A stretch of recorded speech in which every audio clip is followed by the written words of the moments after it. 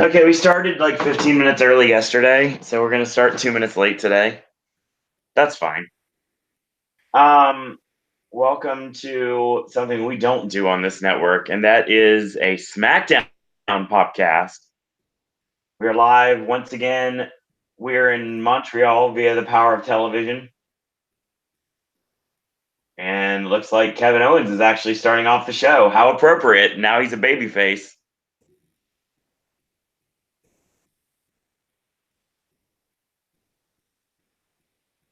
Oh, that's good.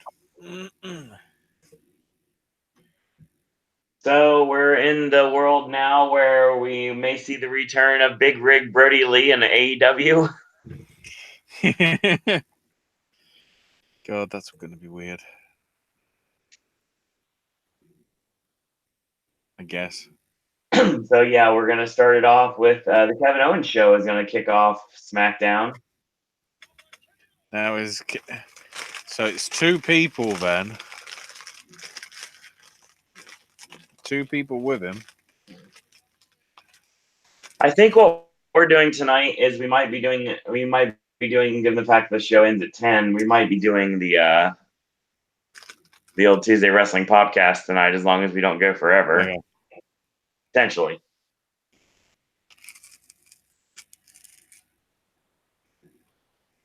And again, that's what we call a code open, ladies and gentlemen. Welcome.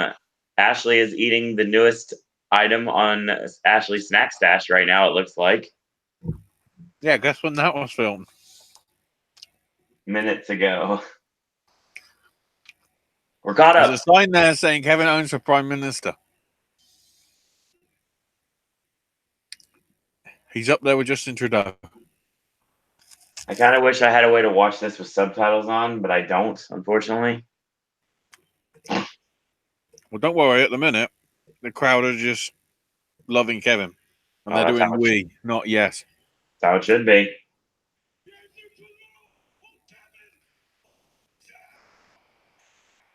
You said welcome to the Kevin Owens show in French. So basically what Brian was talking about on Wrestling Observer Live would be what Sami Zayn did with him would have been what they're doing with Kevin Owens tonight. Some more in Canadian.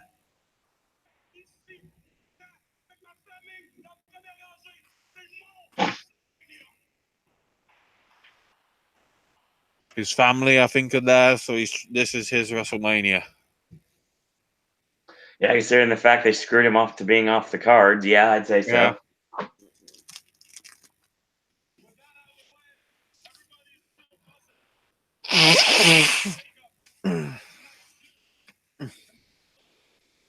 I don't know, when so many people on the roster want their releases and they make pretty good money, I can't see why this would be not a bad thing for the company.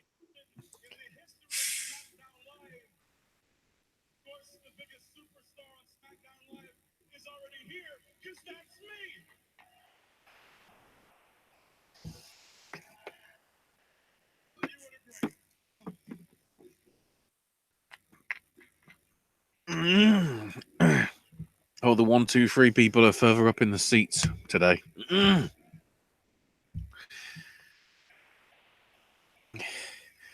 We don't have time for stalling. I think everybody that needs to be there is there.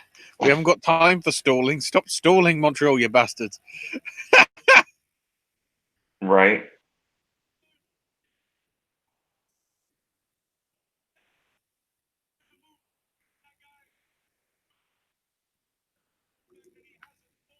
Kofi.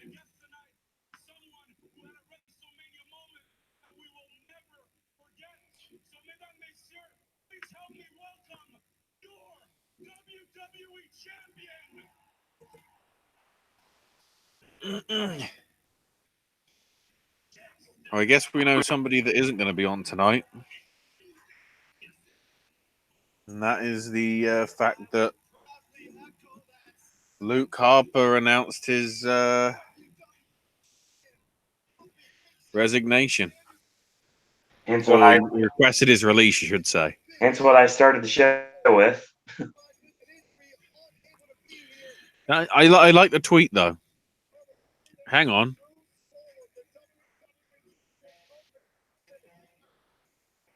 Oh, Big E's not there because he's injured. That is correct. I thought shenanigans had happened then. I thought, oh shit. They broke him up. Oh, 205 Live is going to be apparently having Cedric's final appearance against Oney Lorcan. So we know who's winning. Yep.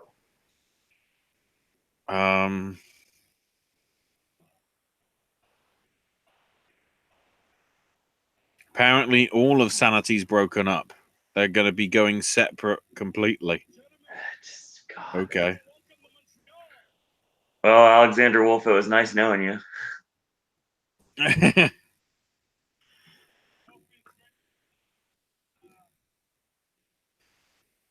No, the horrible way they booked this company, I wouldn't be surprised if he's the one that gets pushed and everybody else gets pushed away. Oh, nice. They're doing a second benefit show for Yoshihiro Takayama, apparently, in August at Kurikan Hall.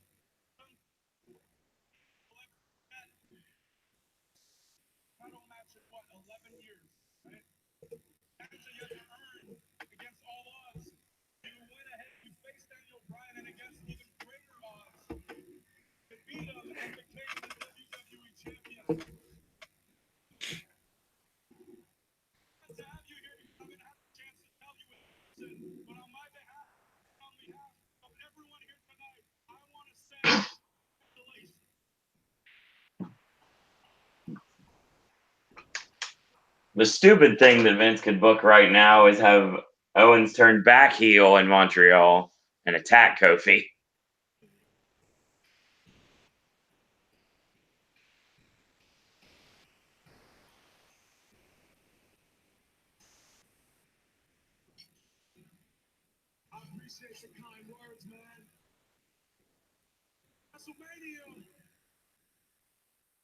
WrestleMania, we did something special, didn't we? To share that special moment with my family, share it with my brother, the most fun to share it with every one of you. Because of you, je suis la champion!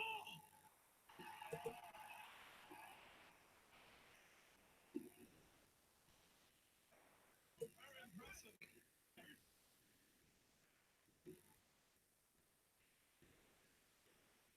Oh, that means yes. They approve. Now look, I don't mean to get downer, but I can't help but notice that somebody's missing things. Becky is not here. I know, and from what I understand, unfortunately, it's not because he's still stuck in the split position in Brooklyn. So, last week, actually, but then, honestly, on top of that, all this superstar shake-up nonsense. Raw took like 80% of the up, down, down roster. And what am I supposed to do? I'm trying to make a successful YouTube channel. They're taking everybody from me. And honestly, if I don't see Tyler Breeze on Smackdown by the end of this show, I'm going to lose my mind. Hold up. It's going to be okay, man. I'm not going down for some fun. We got to focus on it. And speaking of tonight,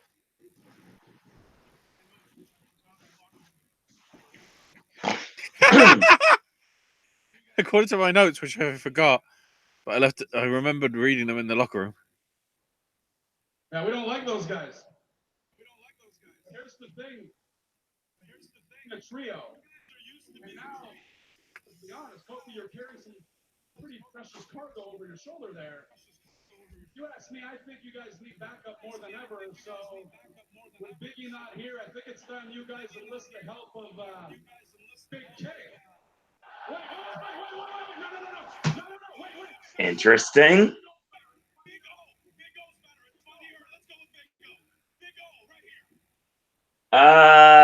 Heel turn? I think Zack Ryder gonna sue somebody. Heel turn?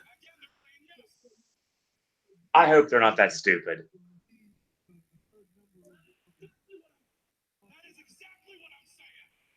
Oh, he wants to be. Okay. Does he actually want to be part of the New Day, or does he want the title?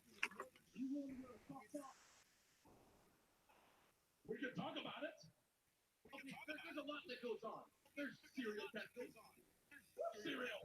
There's pancake throwing. I'll work on it. There's video game tournament. I'll work on that too. Okay. Honestly, you just came back from Michigan. There's a lot of Interesting. Are you all reaching with us? Oh, of course, they're facing Nakamura and Rusev tonight. Can you even really do that right now? You mean like this? Oh Lord. Yeah.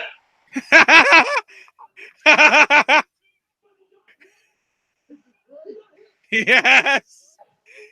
Okay. I think this is all a work, but I actually want Kevin to at least be in it for longer than a night.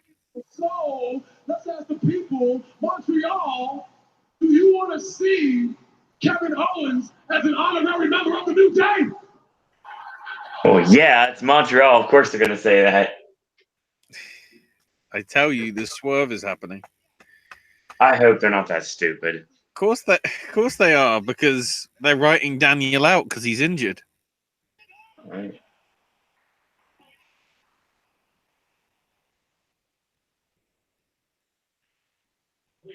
Please, of all things holy, don't let this. How the hell is this gonna? Oh, is this? Oh my God.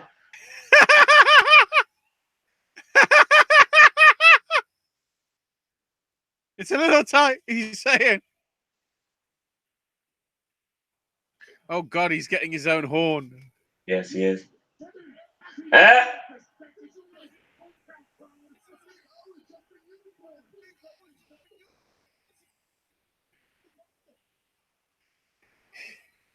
It's fucking Mount Rushmore all over again.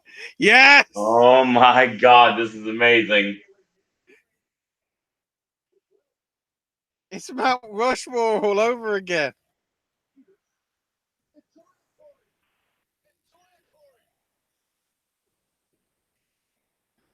At least Nakamura and Rusev are staying on SmackDown then. And Debar. Ooh.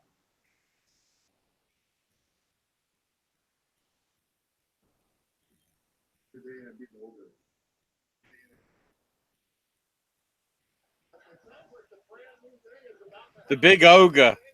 I like that. New Day and the Big Ogre. So is Sheamus injured? Balor?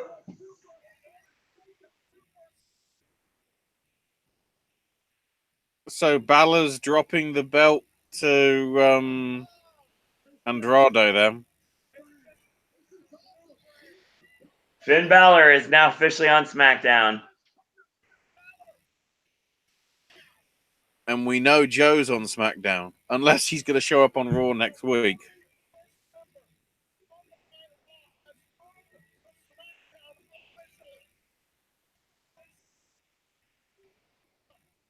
That's complicated because if Joe is going to Raw and Braun's staying,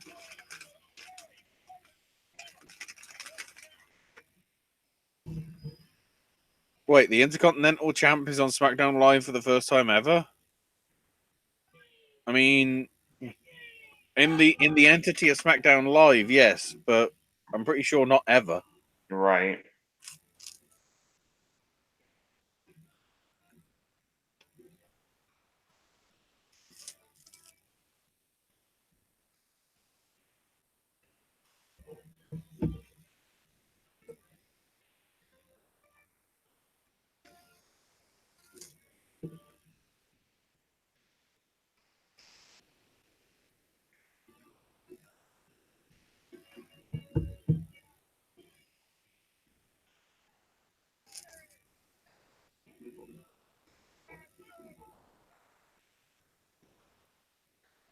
So that's interesting.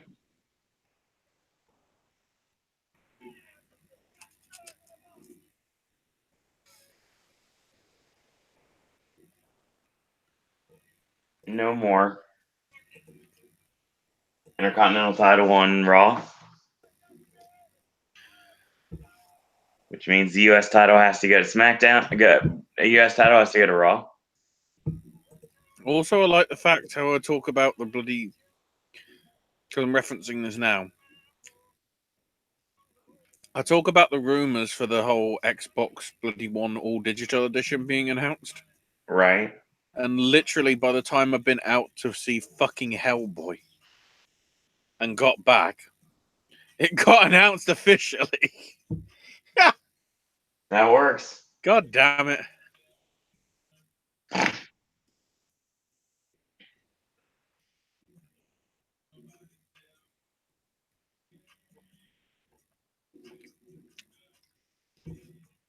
What I do like the fact is Cesaro's, proposing a 6-man, and Rusev shrugged his shoulders as if to go, I mean, I guess.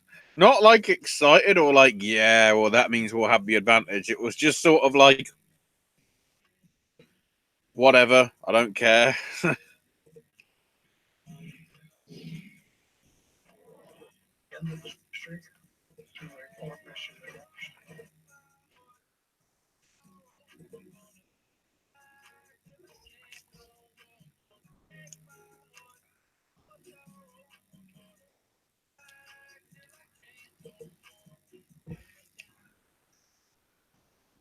Yeah. In a translation from the people in Canada. Just before we start this, I want to say it's so good to be home. You got to understand, with all of you here tonight, with my family in the first row, this is my WrestleMania.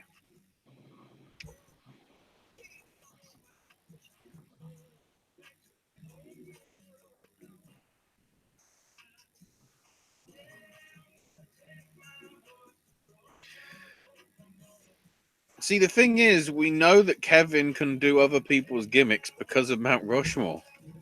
Mm-hmm. The suit and the attire that he had for that is brilliant.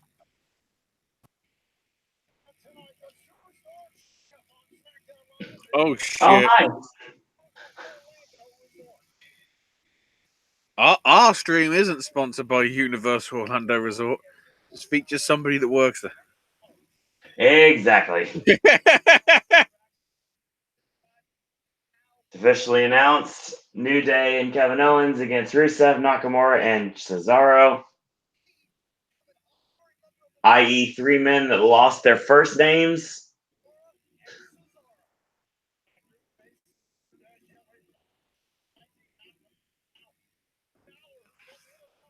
Does that mean Balor's going to drop the title right now?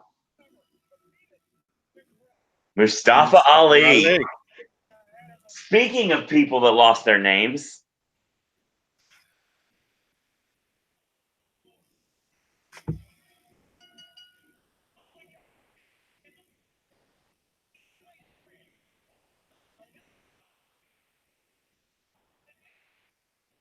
well, with the signing of the former DJZ, I have a feeling that he's not going to be able to do this when he goes to the main roster.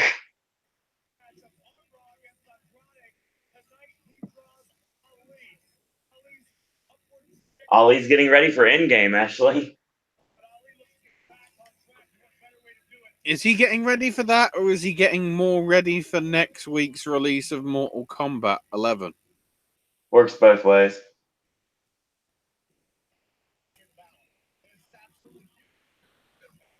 Or is he trying to be Thomas Hayden Church's character in Hellboy?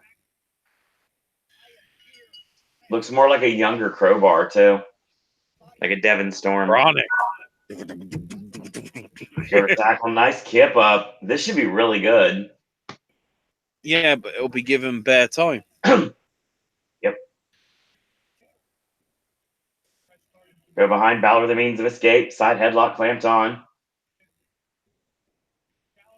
Probably check to see Key thing to note, though, shoots him off. The Bullet Club are back together. Yep.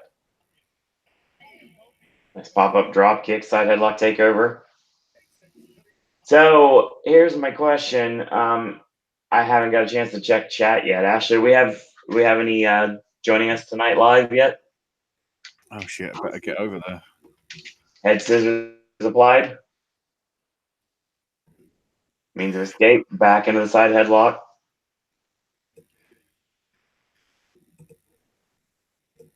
Rolls onto his shoulders for a near fall.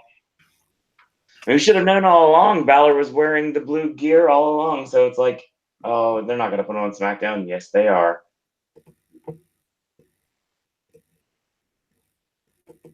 Mows him over with that back elbow. That explains everything. How's that? Nothing, but there you go. Nice scoop slam. Drops the elbow, makes the cover. 1, 2 count. Works into the armbar.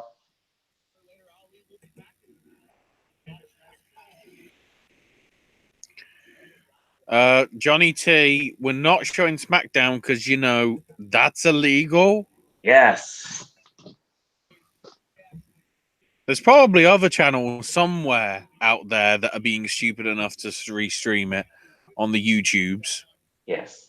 Don't worry, I'll be reporting them.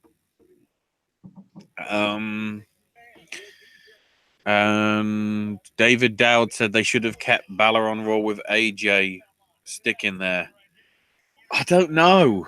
I think the smart if you look at that secondary sort of level of WWE, Balor's faced everybody. True. Nice snap on. You know, that now means we can get Balor versus Joe. Yes. You know, match like this, Balor and Ali. And we go to commercial break, it looks like. Yep. And have a look at the list of WWE personnel. I mean, Balor versus Bryan somewhere down the line.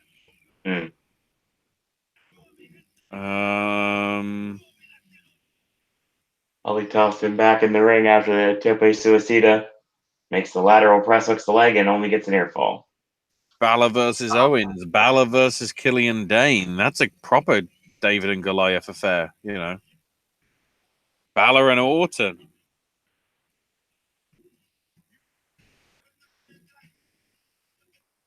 And don't forget Vince is teasing a huge signing. It's Roman. Of course it's Roman, but... Unless it's Brock. What if it's Conor McGregor? That'd be weird. I could see it possibly being Brock. I said Brock to SmackDown. Don't forget this. But it depends whether Brock actually, you know, wants to stay. Right. Although the big thing is, what the hell are they going to do with the women's roster?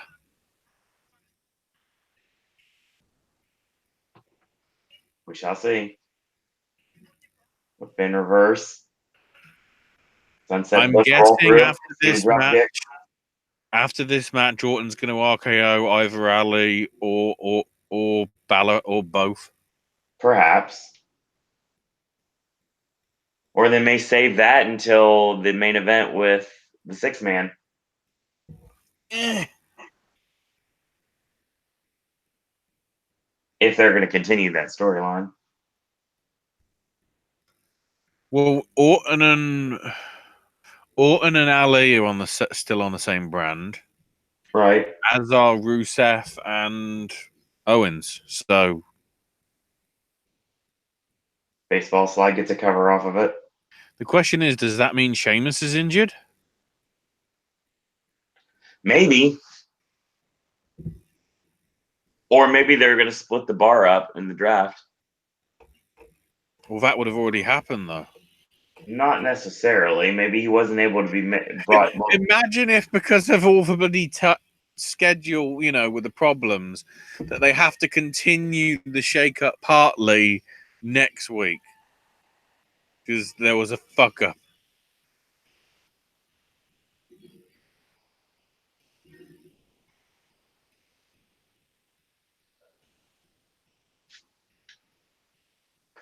I want to see my first person going to NXT. Glenn Rubenstein, I just noticed tweeting, I feel like WWE missed out an opportunity to own the joke by renaming tonight's opening segment to be the Kevin Owens Experience. God. No one likes that name. That's not going. I don't see that lasting.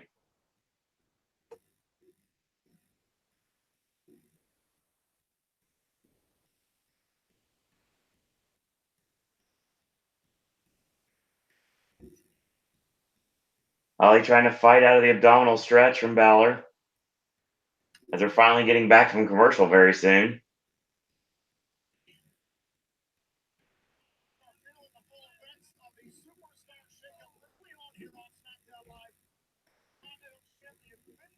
Knife edge chop from Balor. It's a good match. It's a little slow to get started, but I mean, it's a feeling out process. But they actually have time to work. Running chop, Irish whip charges in. That running chop in the corner. He goes to the well too many times, going to get caught, and did. High kick from Ali. Outside in, rolling, spit out face buster.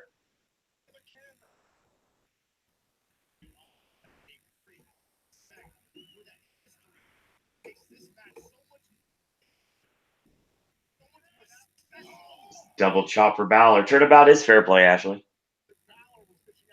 I guess.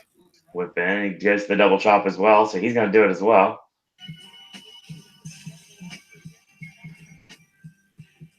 Got caught. Final cut from Balor. 1, 2. 2 count only.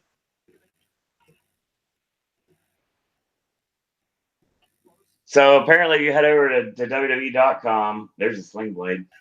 You can find out more about the Superstar Shakeup.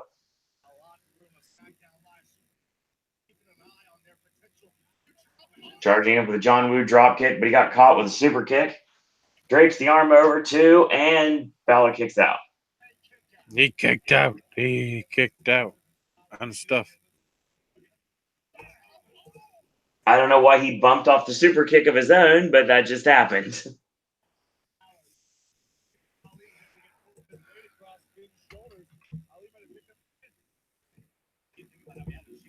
Balor just got his bell rung right there. Runs him hard into the buckle, those shoulder thrusts into the midsection. Eats a knee lift. Springboard up. Going for a 180 tornado DDT. Gets caught. Double leg, double stomp. Balor's momentum carries him to the ring apron, so should be time for coup de grace. He teasing the coup de grace. Okay, David back in chat was saying, you know, that AJ and Balor would be a great tag team. That's what he was thinking about. With what little they care about tag team, Considering how I fucking wouldn't wish that terrible, on them. yeah. Considering how terrible the tag team division is, Nice hurricane run off. Super Rana. Hooks the leg to no, almost. Super Rana. Of course, we get a great view of it, which shows the fact that basically it was a head scissors takeover off the top. There was the heels wrapped around the ears.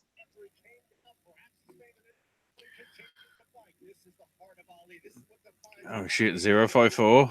It'll be time for the imploding 450. Lands on his feet. John Woo drop kick. And here comes the coup de grace. You going for the coup de grace? Coup de grace. Coup de Gracie. Oh, that was nice. Makes the cover. 1, 2, 3.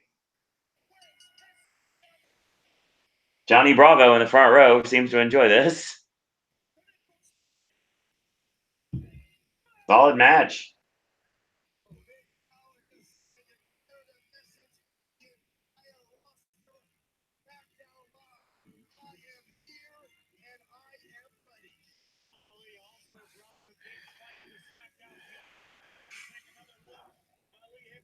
I like that. That worked really well. And I'd have liked it to have gone longer, but you know. Yeah. To be fair, he got more time than he got against Andrade last night.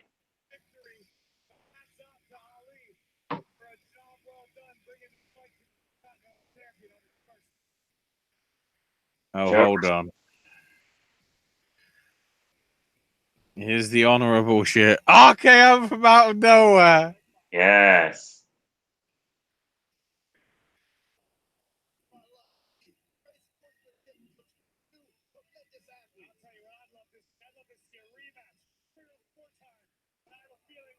Wait for it. It's coming. Oh, mate, no. By coming, I mean it's time for the New Day. Oh,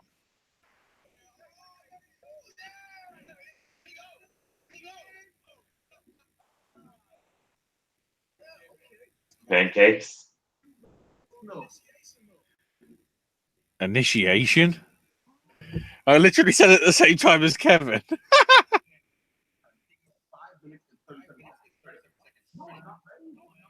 These are cold. But to be honest, I've never actually seen my life. This is what you signed up for, man. Remember the New Day. You got to come on, man. Let's go. Initiate. Yeah. Let's go. 83. Come on, man. 2, 1. Each. Yeah. Come on, man. You got it. This is literally like.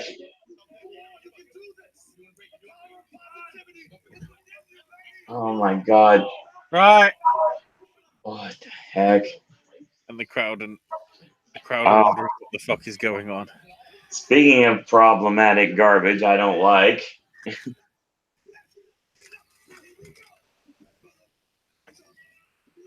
Well, these two are staying on SmackDown then.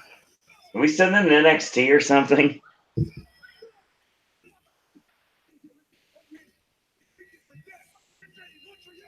I like Ron Killings, don't get me wrong. He's a nice guy. He was supposed to play. That's the problem. He was He's a supposed nice guy. He was supposed to play SmackDown at my apartment back in the day when we actually had Do we need to see that match again? Oh dear God, why? Not only do I have to deal with this crap, I have to deal with a Carmella match? Come on. There's reasons we don't cover SmackDown, folks. But it's official. Andrade and Charlotte are split. Maybe. Whoa. She's on SmackDown. Is there a confirmation that she's not going to go to Raw?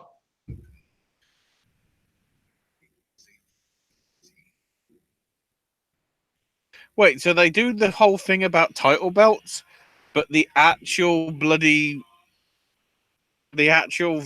offer is actually for t-shirts. I need to get my dinner.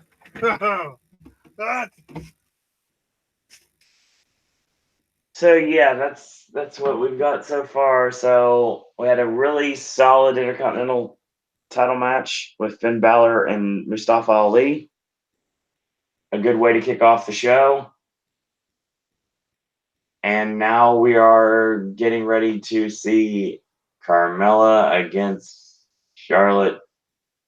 I'm telling you right now, we get 4 more women's segments on the show.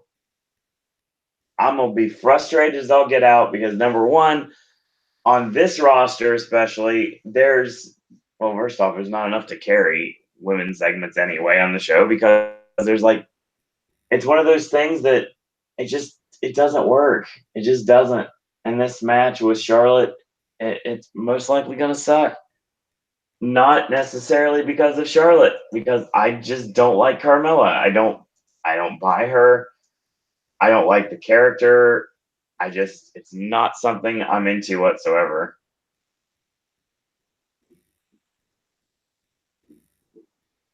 And once again, I want to thank everyone for joining us tonight. David Dowd says only way the move pays off in Balor's favor if they put him back in the heavyweight title picture. I'd be fine. I would like that. That would be nice, but I wouldn't hold my breath for that. It's happening at this point. It's hard when you have a babyface heavyweight champion because then you pretty much have to push all of your babyface contenders down the pecking order because you need a heel to work with. So that's one of those things that is a fact of life when it comes to how things work.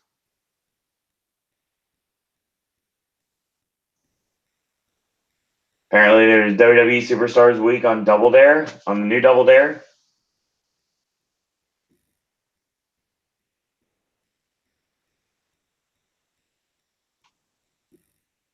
I mean, I'll give them credit for still working involving Mark Summers, but there's no Double Dare without Mark Summers. It's like that horrible Double Dare 2000 I was not a fan of back in the day.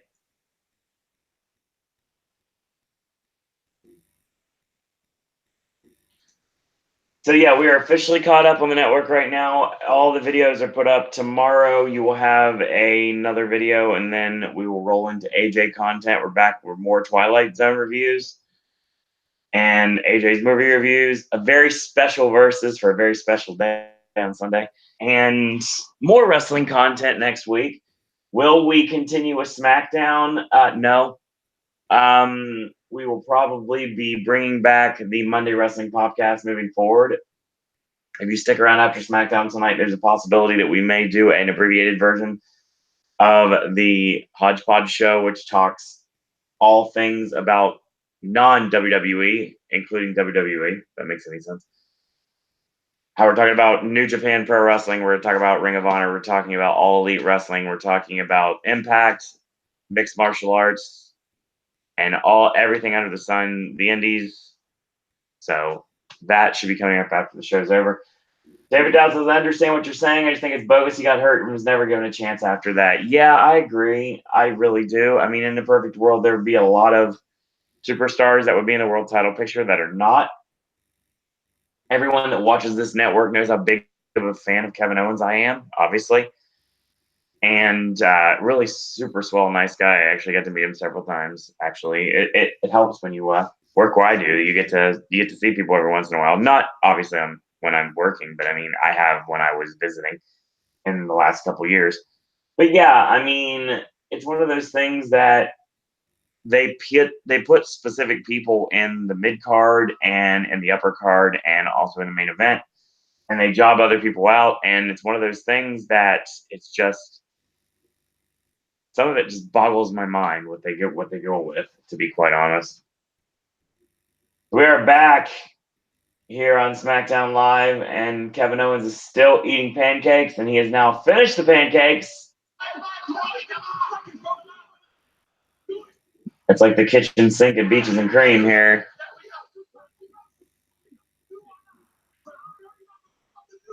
He's now officially in the New Day as honorary member.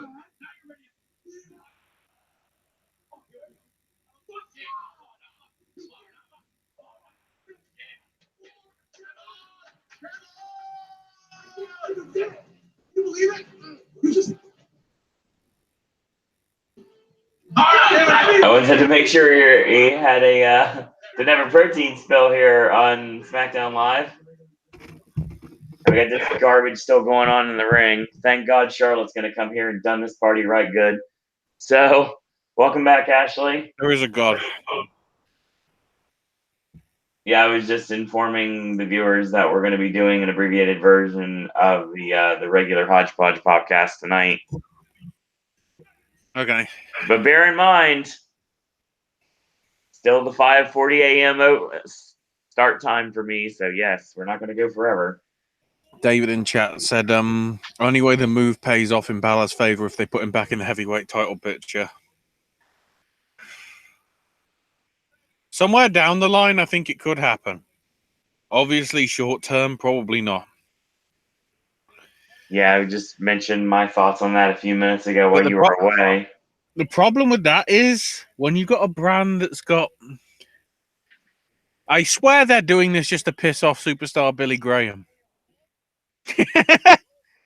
God. We got Kofi. We got Bryan.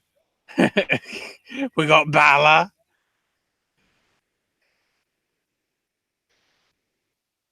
Is Vince appeasing him by bringing Roman over because, you know, he looks like he's on bloody steroids? I hope Billy Graham is just there going, man, there's a guy on steroids. That's what you want. And like, he's not on steroids, everybody. I said Considering that wellness violation thing that he had a few years back. Ah. I said while you were away, and I'm going to stick to this. I hope we are not getting another show that's got 4 women segments in it.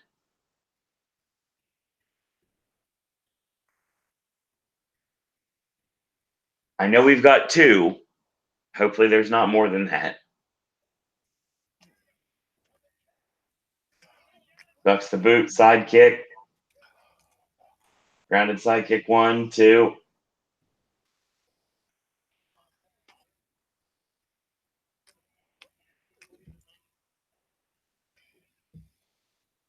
Charlotte seems to have gotten knocked for a loop here as she kind of struggles to the outside. Carmella going to follow her out. Throw into the vagina cup. Right into the trophy for some reason. Why is it out at ringside? Rams are hard into the barricade. It's still relevant because,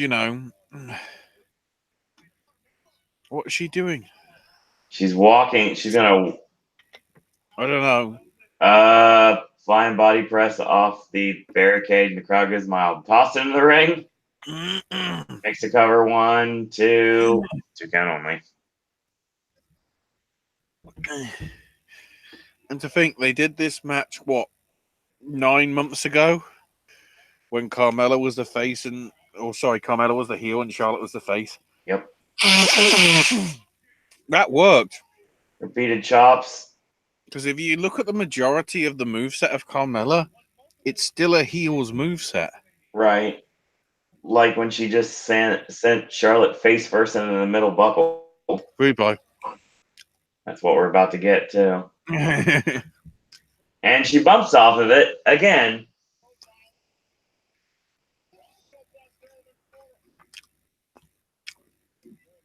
She acts back to face.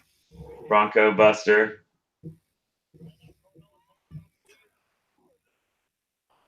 Pop up, lands on the ring apron, eats the shoulder. Charges in, that boot knocks her off the ring apron. We're going to commercial? Yep.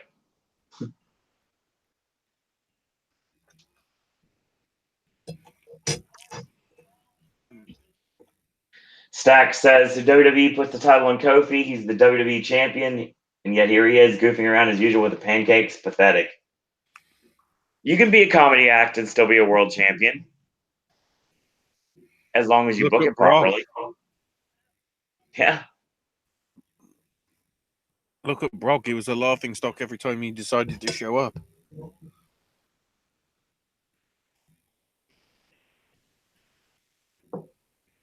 I mean, I'll be honest with you, and I said this at WrestleMania. I don't think Kofi's going to be champion for a long time.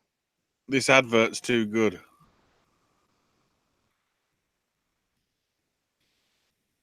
That advert's too good for Snickers. Oh, Snickers specifically at Dollar General, apparently. Oh my God!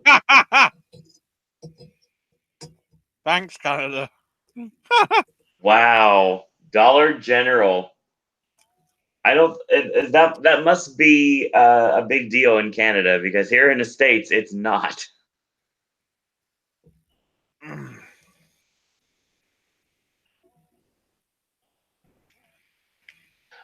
Honestly, I'll say right now, other than all the gaga that happens with the backstage segments, as long as I continue to get solid wrestling from the champions on the company, I'm fine with it.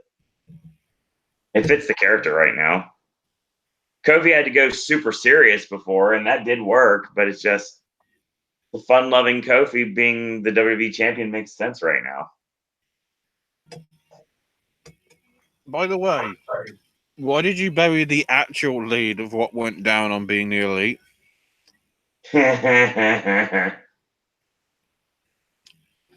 Why did you not even mention it? What are you referring to exactly? That half a second freeze frame at the end that I had to do by pausing. Yeah. On the phone. After years of being in sort of enforced exile because of fucking visa issues. Yep. Fuck the librarian. Super Smash Brothers might be back. Yes. I said that during the show if you listen back to it. I thought you were more about the bloody, the librarian thing, because that was right at the end as well. That was brilliantly done, by the way. Oh, I liked it, yeah. The whole slow-mo thing with the glasses. Yay, we're back. Yeah, stuff's happening. So, yeah, I don't care. Anyway, Stack says Brock sold pay-per-views, certainly a lot more than Kofi ever will. Let's see Kofi pull in the checks Brock cashes will never happen. Different time. Brock sold pay-per-views? He was only on the major ones. I mean, I don't... That's Are you telling me if Brock was on bloody Backlash, people would have bought to see it? No. Anyway, pay-per-view is dead. Dazin's already telling us that. ESPN's practically telling us that. And UFC. Carmelo thrown into the barricade. Plus, it must be working for WWE. Their stock's closed today at $98. Wow. The lowest point of the past 12 months was 36. So the price of the shares has nearly tripled in value. And I would not be surprised that if they announce Roman's on SmackDown, Roman's on Fox, that goes up over 100 tomorrow. It might stay there. We shall see. In which case, everybody fucking sell. As long as you're making a good profit. Please. And Carmella. Tab. Charlotte with a Pillman clip, and there it is. Slapper fight. Match over. End this thing. Thank you. Who are we bringing in to be a credible threat to Charlotte? Bliss? I mean, that'd be nice. It's got to be somebody that's face. What is this, Kyrie? Yeah, but I think Kyrie's part of a duo that's going to take on the Iconics. I think we're getting Sky Pirates tonight, honestly.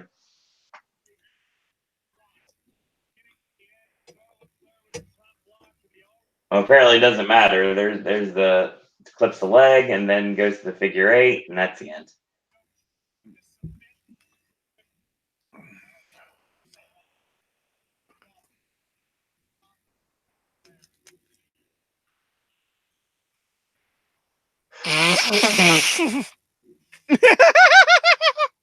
What is Ron Killings doing?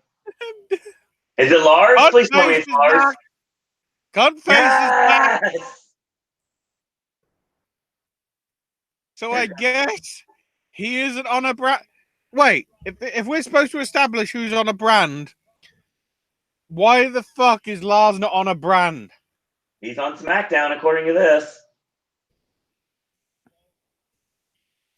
So Lars Sullivan. He's on both. I tell you, he's going to be doing what he should have done when all those other NXT talents showed up months ago. Here comes Psycho Sid Snitsky right here to the ring.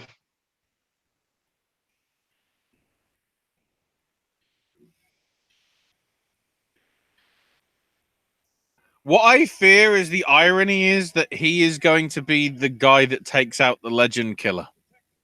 Well, the funny thing about it is he's also all he's aimed after right now are former world champions. Think about it that way. And former old world champions. Lie detector test. Here's the thing, and he no-sells it. The thing is, no matter how stupid this storyline with Ron Killings is now, I mean, he's a former world champion. Just like Rey Mysterio, just like Matt and Jeff Hardy. Got caught, freak accident. It's over.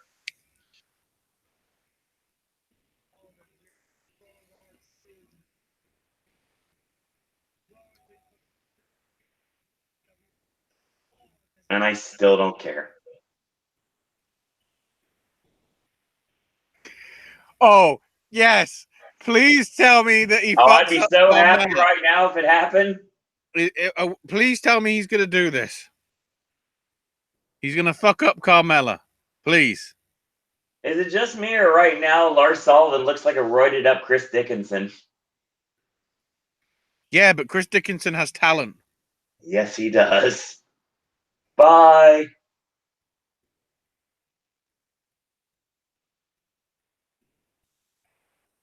So Lars is basically what you're saying. He's like a psycho killer for hire. He pretty much will go anywhere and everywhere to destroy people. I guess. Whatever. He's probably going to lay out Truth again. Yep. If he injures Truth.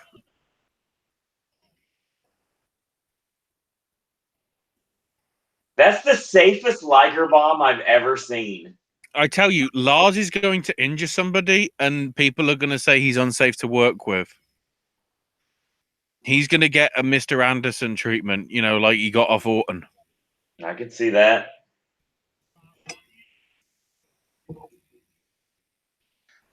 But on commentary, Ashley, did they mention anything about Lars being on either brand? No. Okay.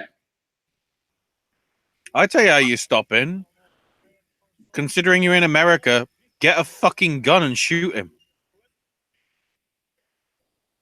Here comes the referee posse. Hey, Adam Pearce. How you doing?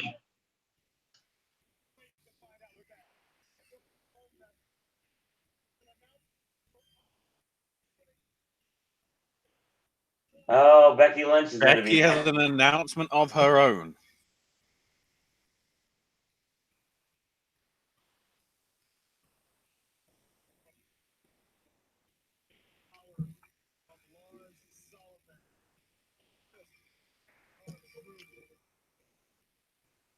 A replay of the Liger bomb from. And that's it.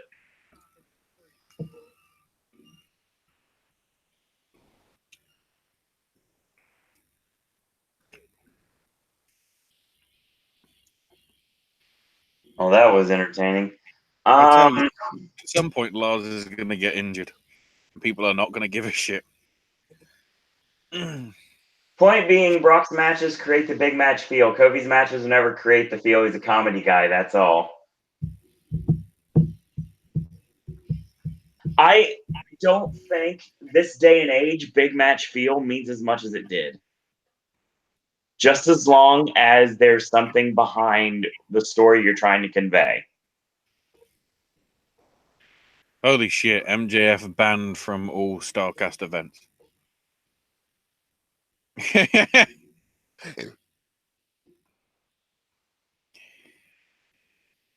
Yeah, that's wow.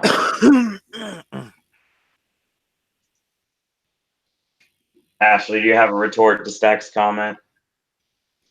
I'm just having a quick look. I noticed that Tyler Breeze tweeted things are about to change a few hours back. Oh, please. Brock's matches create the big match feel. Kofi's matches will never create that feel. He's a comedy guy, that's all. Jorge's just said gay. What a great constructive comment that was.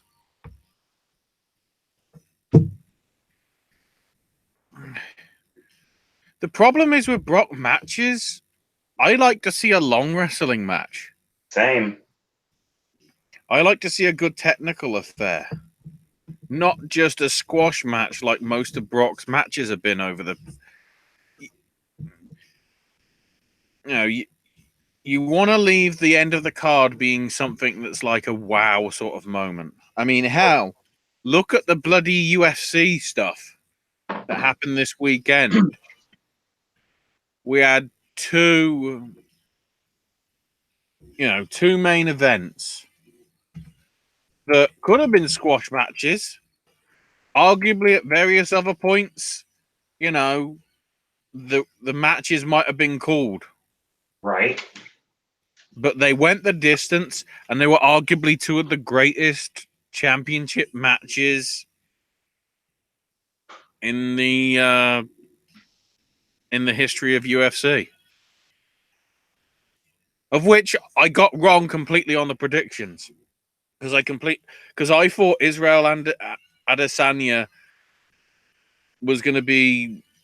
I thought because he was being rushed, because obviously his last fight was against Silva, I thought that was going to be too much. Turns out, apparently, he's been in like 7 fights in the past 14 months. So apparently that's a trend. But that fight, the Adesanya Gastelum, that was literally so back and forth. And the only reason I think it wasn't a 48-47 rather than a 48-46 was the number of knockdowns that Gastelum took in the, I think it was the 3rd or 4th round.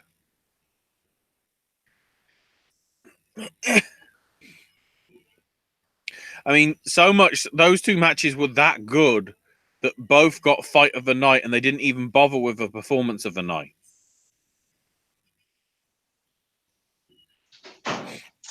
And then also the Khalil Roundtree decision win over Eric Anders was pretty impressive. Dwight Grant beating Alan Juban via split decision, which was pretty interesting because that Juban got a 30-27, but then the other 2 were 29-28 in favor of Grant. So I don't know what the judging was like for that one. And then Nikita Krylov beating Oven St. Preux with a mid-second round rear naked choke was pretty big. It was Becky Lynch.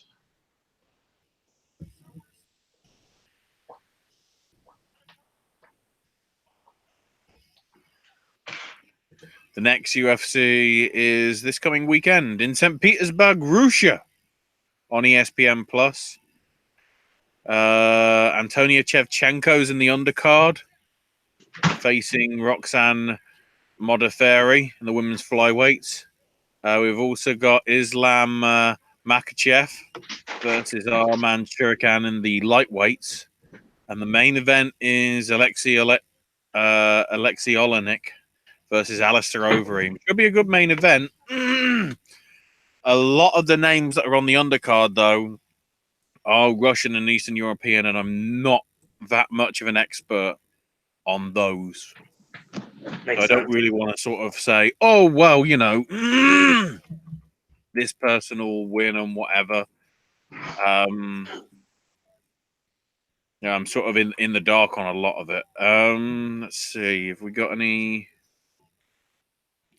Trying to see if there's any big stuff happening on the One Championship, you know, MMA front. Apparently, the pages don't exist. That's good.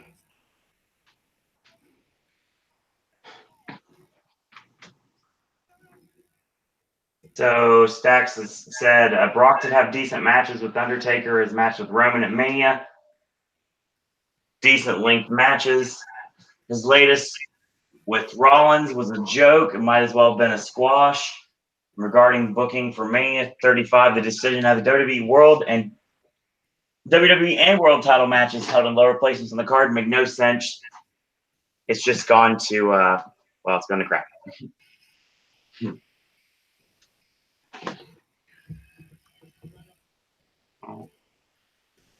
The problem is if you have like both those world titles and then the women's title, you know, in the last 3 matches, right? There's no chance for the crowd to calm down.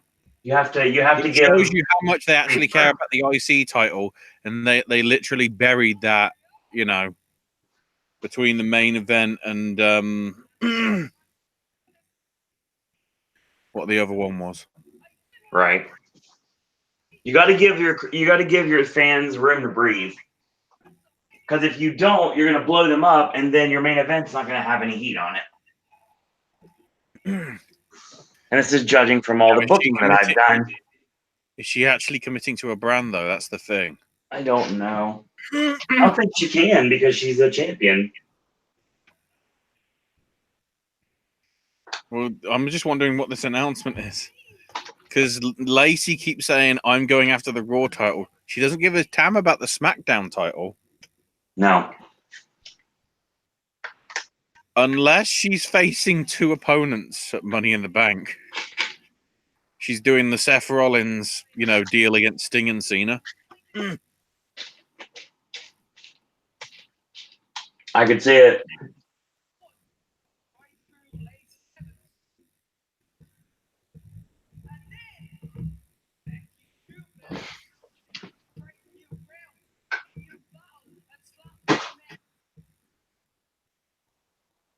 Slap new head.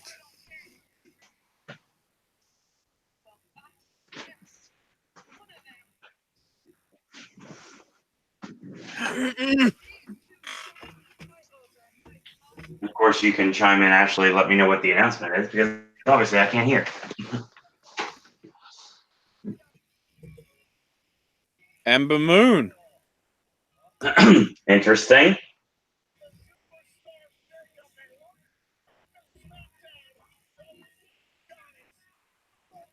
Well, I agree with that.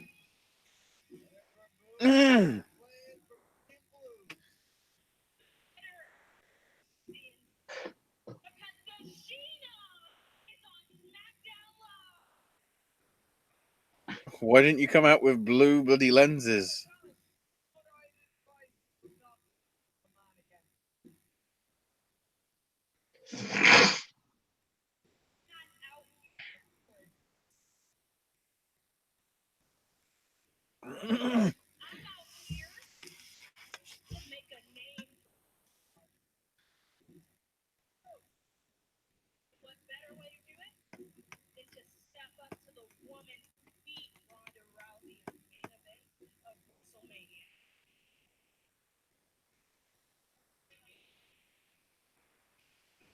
Oh, shit. Bailey? Bailey's moving as well. Oh, wait. Does that mean the 4 horsewomen are going to be nearly all on the same brand again? Yeah, that's what it looks like. They drop in hints, boys. And again, if Ronda's having a baby, that ruins a lot of stuff.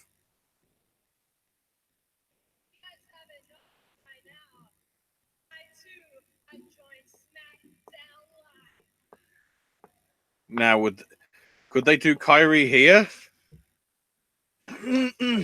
Maybe.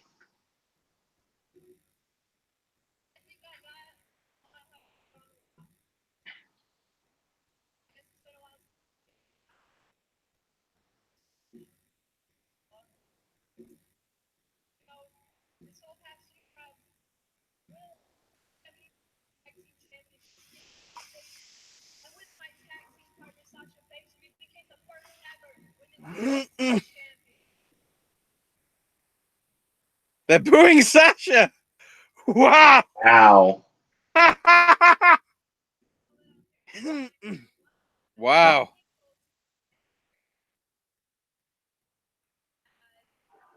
I've got my on 2 other Oh, titles. look.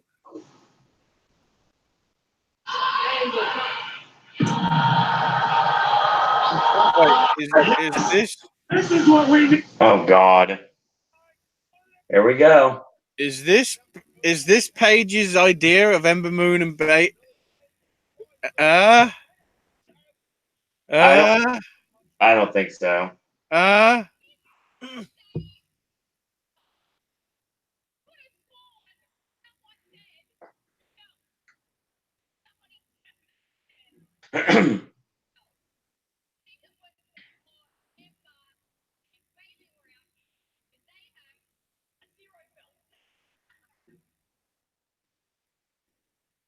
That's not funny.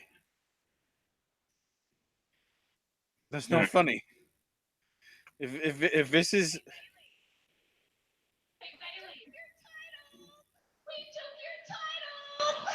Rob Feinstein is pissed. This is breaking kayfabe. And like last night, Naomi is here to back you up. And speaking of 2 belts, we have 2 titles.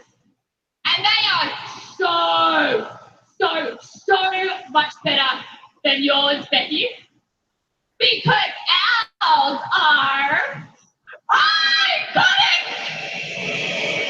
Here we go. Now, is this the wait? So this at this rate, that means there's 4 signings. There's 4 signings. Yep. Now I'm wondering whether that means it's Nikki and Kyrie.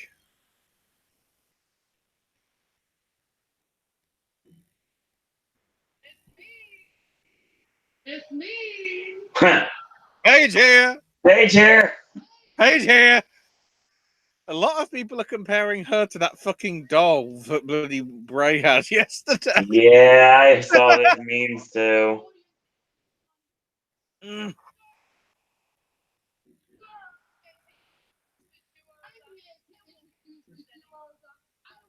Oh, Paige is a manager again. Yep, that was pretty much confirmed.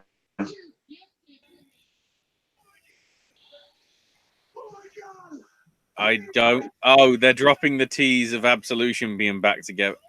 Oh, wait. So this is going to become an 8-woman tag? Maybe. No. Oh, hang on. So.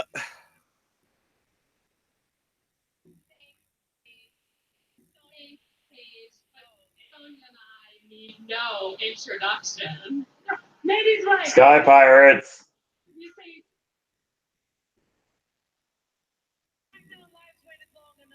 SmackDown Live's waited long enough for the reunion of Absolution. And they're gonna have to wait for that. Because I'm not here to introduce you guys. No, I'm here to represent 2 brand new revolutionary. Yep. Makes sense. Actually, the next WWE Women's Tag Team Champions. First, Asuka and Kyrie? Interesting. Asuka and Kyrie? Fuck the Sky Pirates. I guess we now have the Anime Pirates? I'm good with that. Anime Pirates, yes.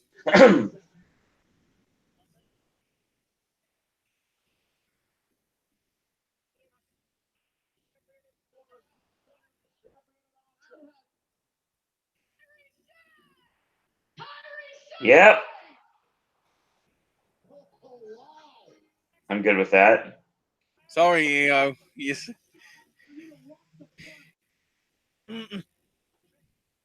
Well, the fact that she basically said her goodbyes at the NXT tapings now makes complete sense.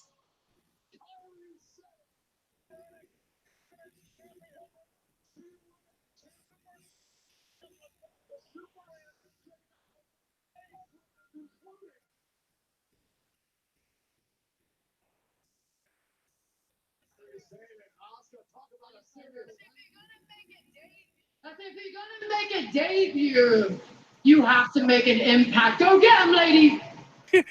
Very Mr. Q. Of course. 8-woman tag. Yep. Wait, so that...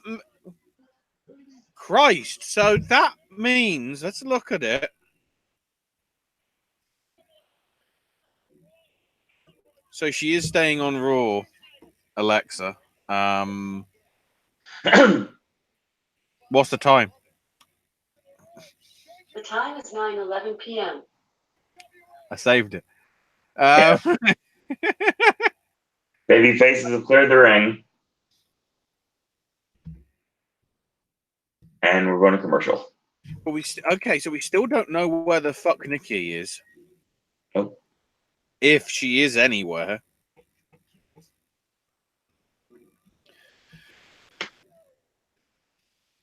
So yeah, Asuka, Becky, Billy, Carmella, Charlotte, Lana, Mandy and Sonya, Peyton,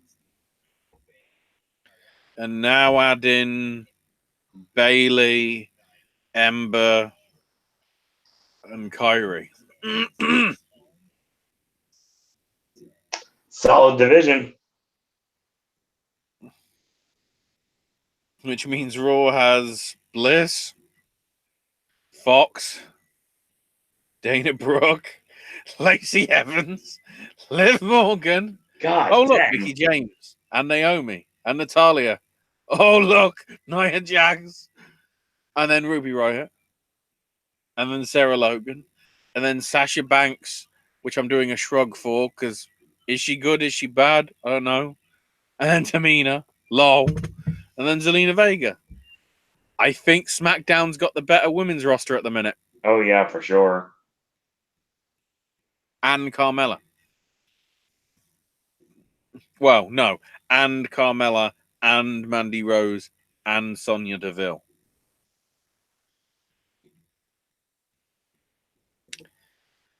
Billy and Peyton somehow seem to belong just a little bit more than the others. Yeah.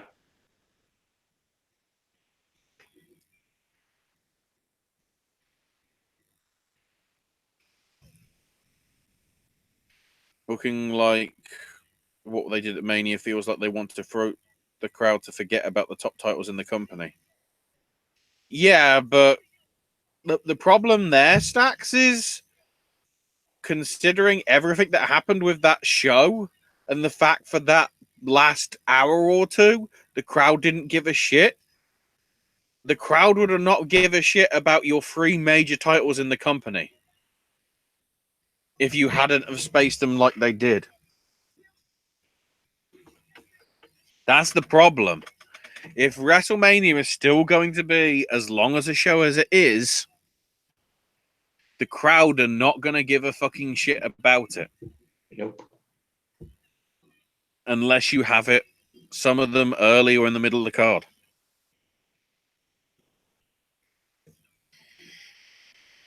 I still think they're building to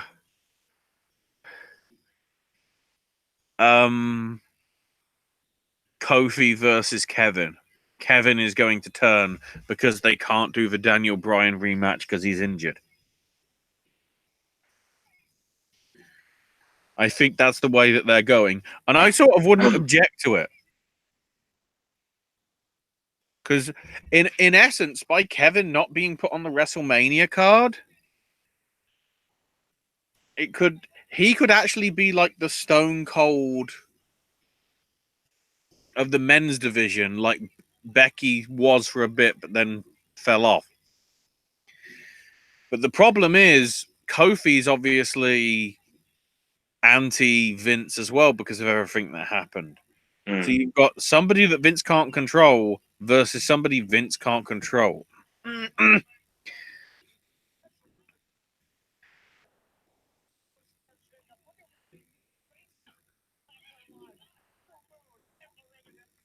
The problem is, as well, though, of course, that would make Kevin way too similar to Sammy. Yeah. In terms of approach. Which makes me think that they're going to keep one of them. They'll keep one of them face. We'll see, though. They're booing Bailey now.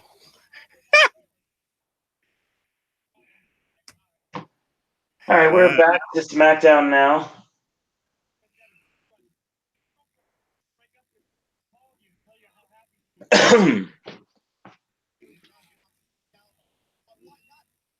Nice forearm from Peyton. Tagging in Sonya Deville.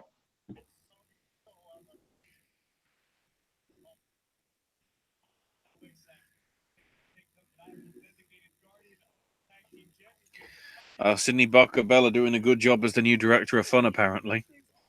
He closed the Wrestle Factory today and didn't tell anybody. You should have seen the confusion on all the students when they showed up and the doors locked. Then they came out in a bathrobe smoking a cigar and told them to scram. Right?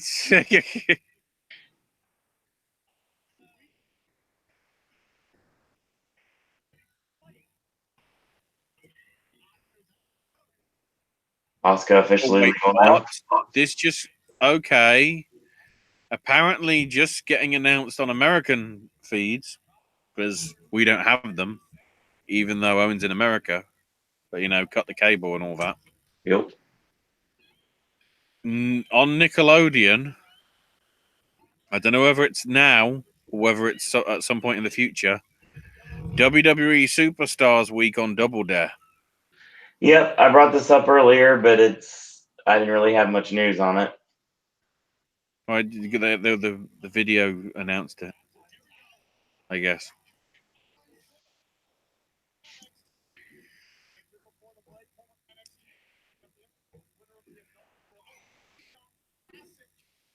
Spinning back kick, heel kick, face buster, base of a drop kick. That's the line. Eats the forearm from Bailey. Get out of the ring, Greenie. There you go.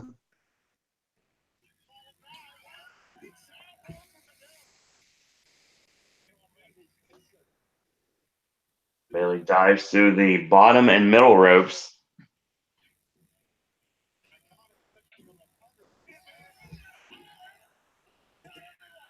Ember with a flying body press takes out all 4 women on the outside.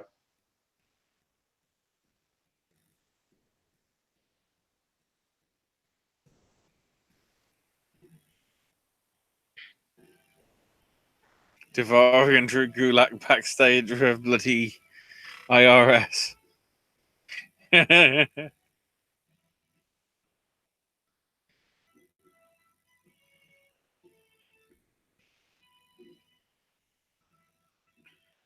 Pepsi considering space billboards to project their logo across the night sky.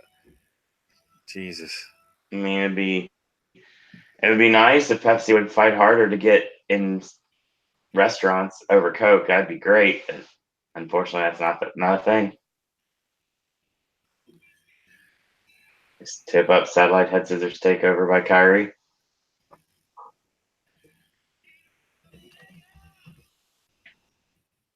Bailey is now legal. Event last night. Let's double check so I don't have to look later. Dana Brooke beat Tamina and Heavy Machinery beat the B team. Oh my god. So I guess they're on Raw as well.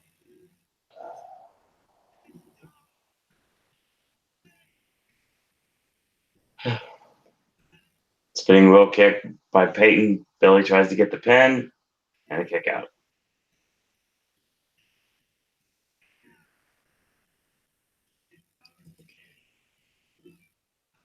Iconics have cut the ring off on Bailey. Now it looks like it's going to be Sonny is in now. It's gut shot.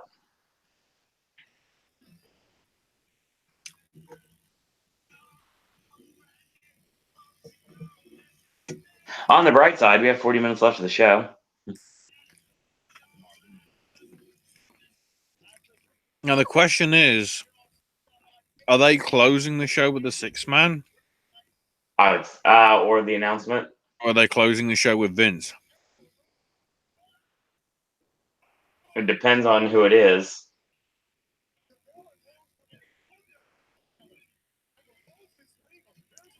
But he's Sonya going for the pin. Why? Why?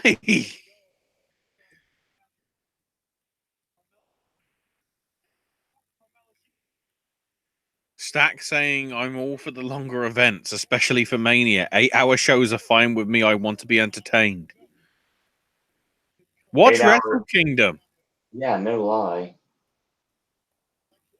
And if you do watch Wrestle Kingdom, I'm intrigued to think what you think is the difference between the two. Especially considering Wrestle Kingdom shows are pretty long as well.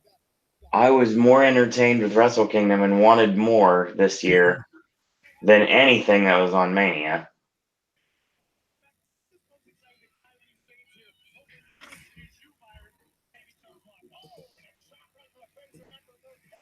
Ember knocked off the ring. That is an interesting viewpoint because not just our opinions, but there's been a lot of vocal, complaints about the length of Mania being, 7 or 8 hours long. I mean, give it 2 days. Be shorter. Giving it 2 days might be the answer. Yeah. Well, literally what New Japan are even doing. Yeah. I was running hip attacks or Mosca. Round kick. German suplex with a release. Ground side kick. And just straight kicks her right between the eyes, too. And a knee strike by Andy Rose ducks the line. 180 crossbody. Spear from Sonya. Bailey to belly. Oh, it's finishers galore. Eat defeat. And what that means. Oh, spinning back fist. Eat it. Yeah. There's a slap. Uh-oh. Let's carry her over the top. She is telling the side of her face something fierce.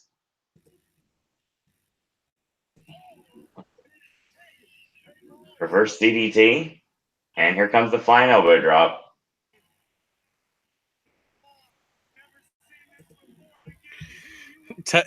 This is how you do an elbow drop, Bailey.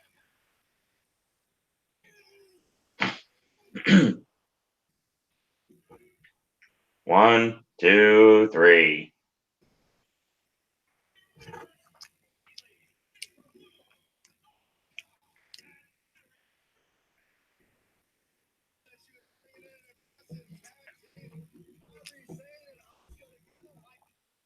That was a much better woman's segment than nearly anything they did on Raw. The key thing as well, I think, with that, Paige is clearly going to be the mouthpiece. Yep. For the foreigners. Which makes then again, sense. some people will be going, you know, if people think the show is too long, nobody's forcing them to watch it. That's my opinion. What if they paid hundreds of dollars for WrestleMania? You know. Hi. Yeah, Owen was there 2 years ago, and that show he thought was too long, and that was shorter than that, and that was shorter than bloody what went down this, a week ago. And I even did a podcast after I got home. So I'm guessing the sixth man is next. Considering Then again, where are the other brand changes? They're going to announce them in one big fell swoop in just a second. Oh, hang on. Lars Sullivan is officially on SmackDown. Good. Why was he... Good. I don't have to worry about saying Lars anymore. That's good.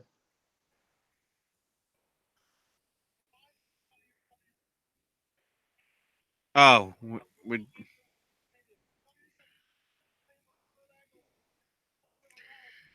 why is it wrestlers that have debuted this week with L's in their name are fucking shit? Accurate. Lars and Lacey.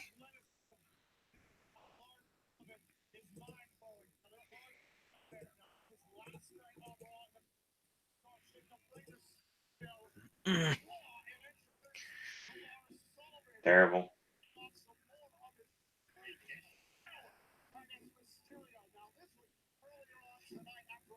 Oh, we're not showing him attacking the Hardys last week, or did they? Did I miss that? They're not mentioning that. Also, you notice no tag teams have debuted tonight on SmackDown. They got rid of the Usos, and that's it. That's how much they care about the tag team division. Yep. Oh, now they're showing them attacking the Hardys. Why are we doing this in out of order? Doesn't make sense. No, it doesn't. This doesn't make sense. Just as long as we see video footage of Lars Sullivan killing former TNA World Champion, that's all that matters. Wait, Rey Mysterio is a former TNA champion? And Rey Mysterio. Oh, the Hardys are officially back on SmackDown. Look at the quality of the camera. Yeah, I bet Matt's holding a bloody phone camera up.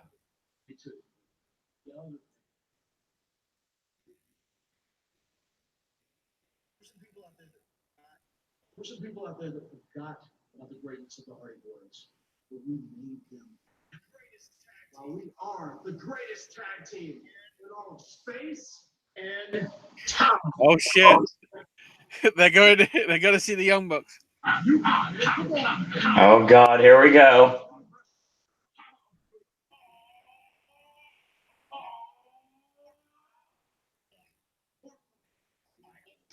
Oh God.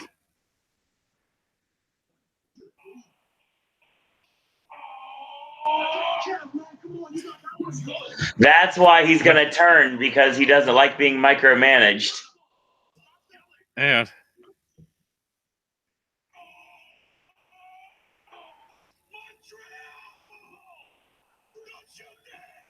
Jeez.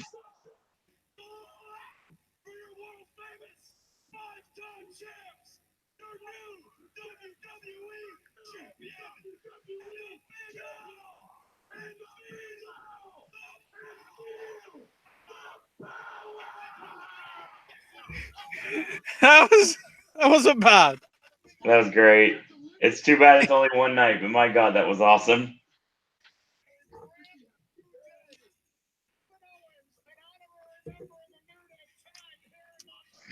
So does this mean Orton's going to RKO Roman?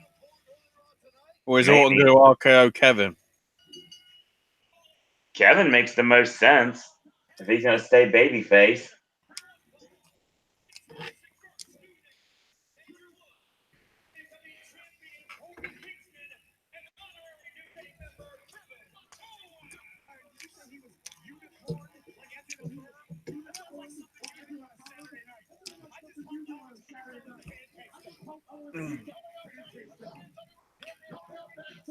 I Yep, guess the wonder though is whether they're actually going to keep Kevin face for at least this week because it's in front of his family.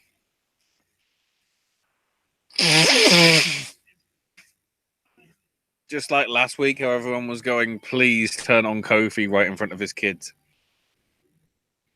If they paid hundreds to see it, it's still the same concept. They're getting more for their money. Entertainment-wise, if they cut out the filler content, people might be happier to watch longer. How much filler content was there on Mania in actuality?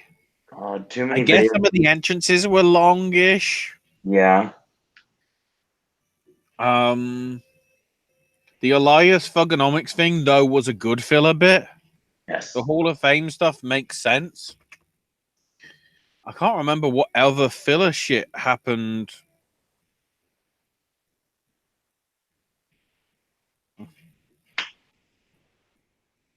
I guess that's the problem of having so many belts as well. Too many titles. They need to do title unification and just have the champions bounce back and forth between both shows.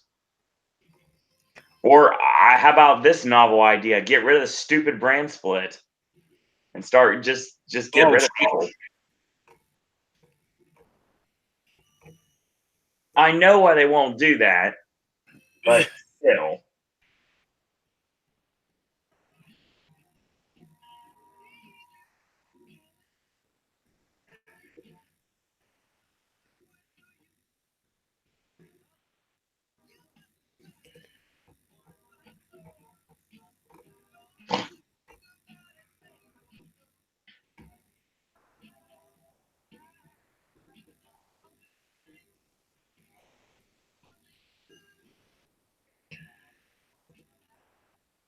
I mean, I understand why you have to try to get as many people as you can on the WrestleMania card. That's why battle royals are essential. But when they cut time for good matches for overrated garbage, it's kind of pointless. The Joan Jett performance was filler, but I understand why it was done.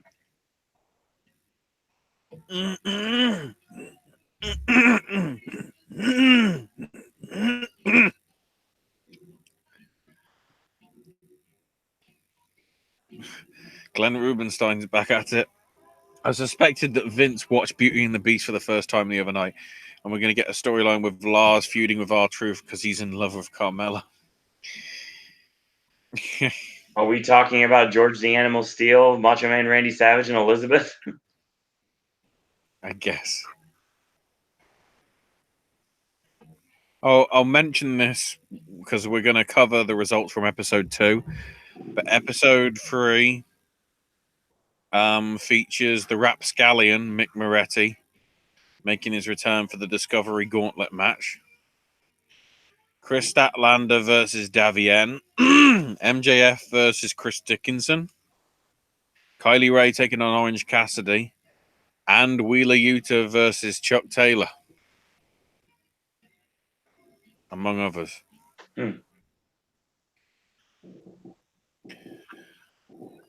Also, it's interesting that I see Ryan Satin of Pro Wrestling Sheet mentioning how the amount of wrestlers in the 4-month period that have requested their release from WWE is really telling. Because what?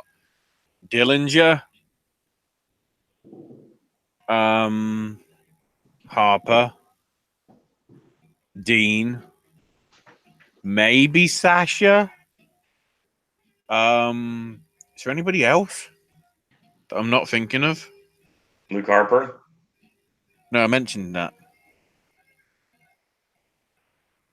The Revival, if you believe it. Yeah, well, maybe, yeah.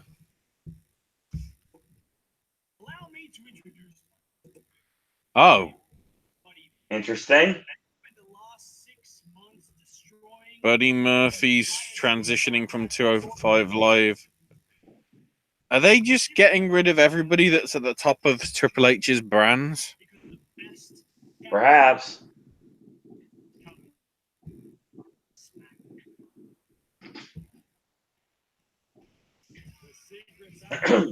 How many?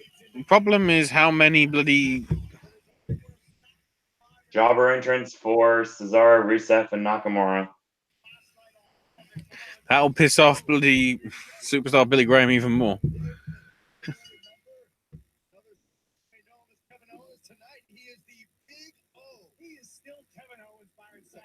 he's undergoing some sort of personality crisis. This is not the Kevin Owens I have known to love and respect over the years. I do have to say, there is history between Dixon and Owens. Remember the initial WWE title match? I'm curious to see how it all works out, but nonetheless. Your true main event is in the ring right now. Friends having a flashback to his high school days or something. This doesn't look right. I think it's like choice. Well, is it only Lorcan versus Cedric Alexander, though? Because that could be a very good match. I'm sure it's going to be good.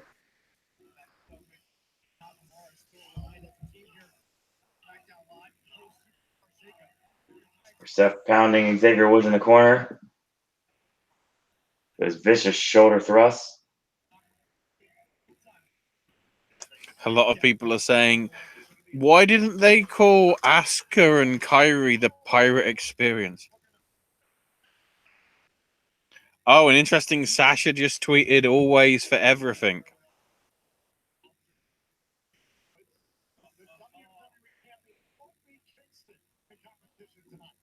Always for everything. Also, somebody tweeting Bailey's boyfriend had a half hour of happiness that Balor was on a different show. Poor guy. Wow. Wow. Fighting Facebuster by the New Day, but it was all for nothing because Rusev has the upper hand now, tagging to Nakamura.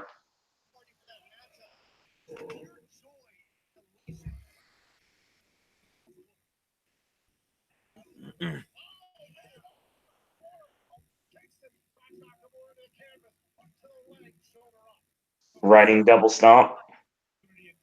Deshaun Ray to come beat the new Sean Tay. Deshaun Gray.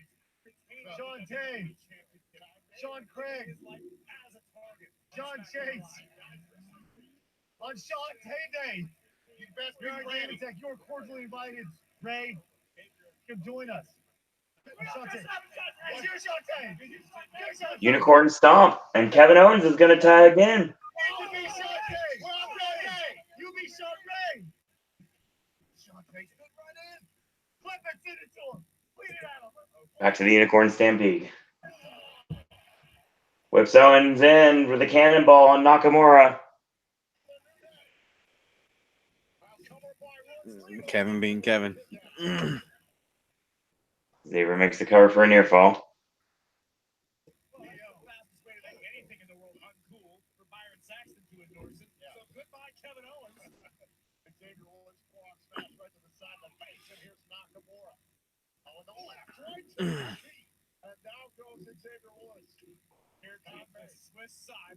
Will kick from Nakamura sends down Xavier Woods, tagging to Cesaro.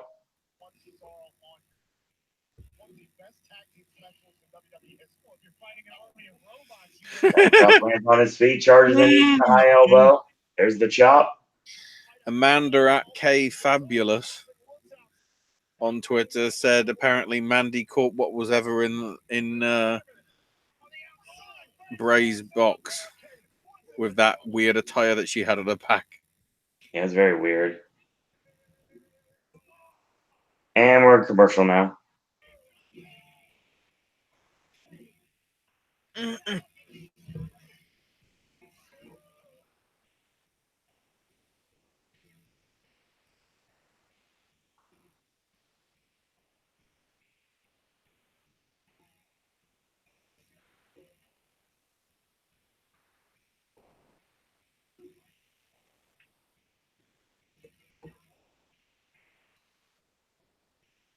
See how long this match goes, Ashley. We only have about 20 minutes left on the show.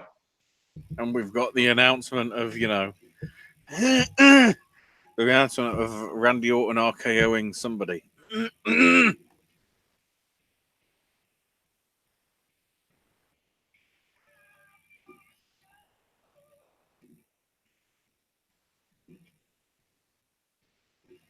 Could be anybody at this point. Could be me. I mean, probably isn't, but How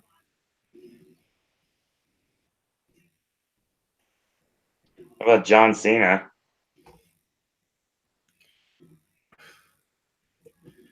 Yeah, but he's already been on. That's the problem. Because he's probably busy.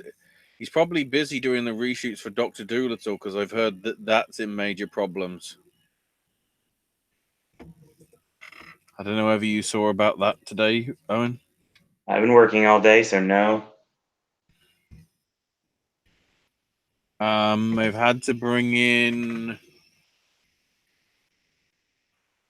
Chris McKay and the guy that what's his name? The guy that directed Ninja Turtles, Jonathan Liebsman. Oh, wow. To do reshoots. Although Stephen Gagan was on set for the additional shooting as well. Oh, so Chris McKay came on beforehand. So technically there's 3 directors on this.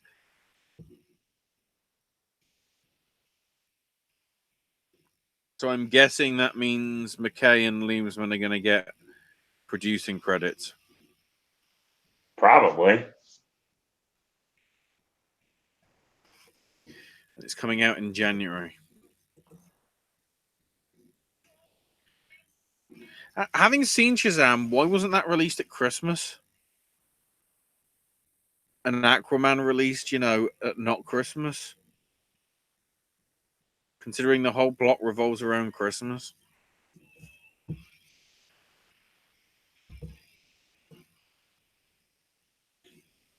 Stacks with the stuff on filler content. Too many matches and titles for one show, therefore it's rushed. Having a women's battle royal just to equal the men's is ridiculous. Hall of Fame is a full night. The problem with the problem is if in the day and age that we live in with the whole equality thing, you need to have, a women's battle royal. Full night for Hall of Fame the night before, therefore they don't need to come out again. Having Alexa as a host was a waste. Well, that's fair.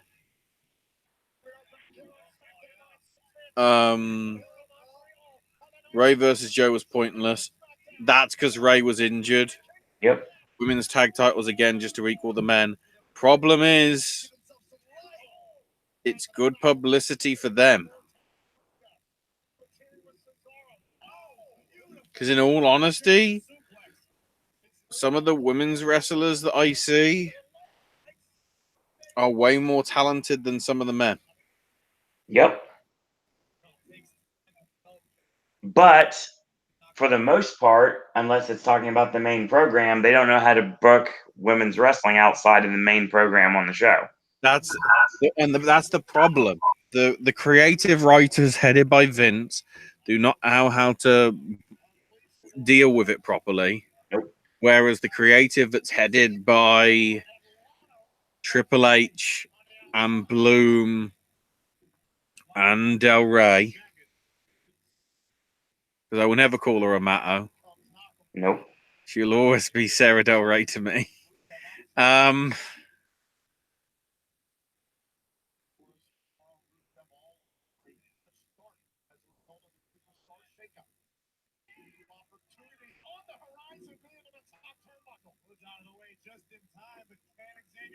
Misses the knee in the corner. Xavier Woods is in charge now.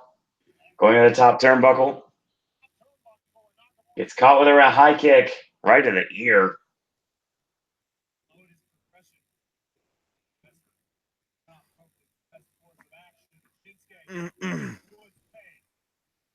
Nakamura going for the superplex.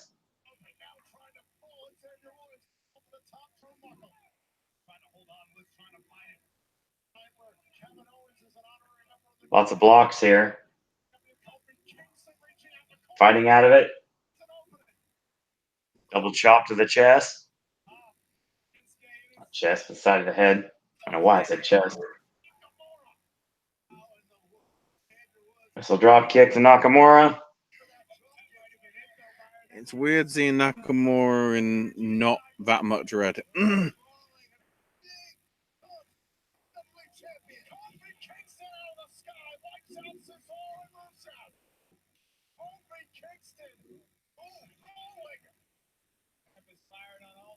Nice drop kick.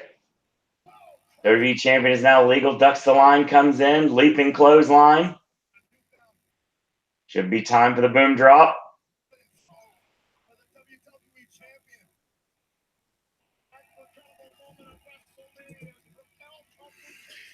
I don't see how Bliss being a host is fair. Made no sense. Equality is a pure excuse. All year it's been women first, women's revolution. It's just thrown down people's throats. The problem is it gets a lot more publicity in the mainstream than just pushing the men. Yep. That's the problem.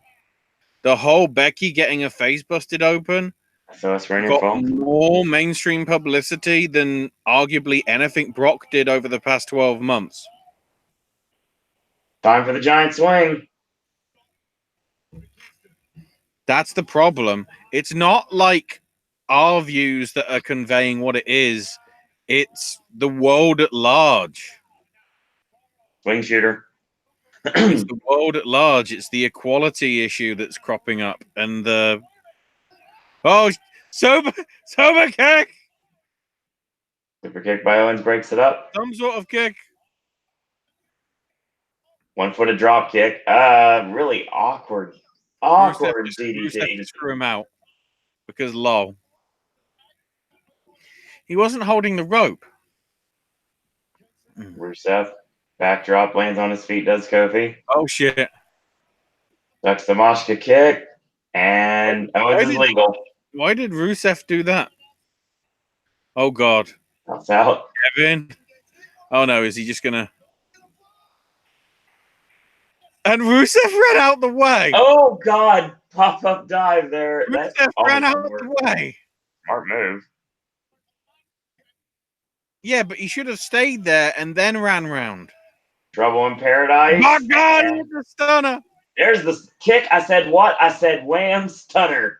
2, 3. Kevin Owens wins. Kevin knows how to do it. Apparently, Rusev didn't know how to sell it. Yep. He sold it like Dwayne.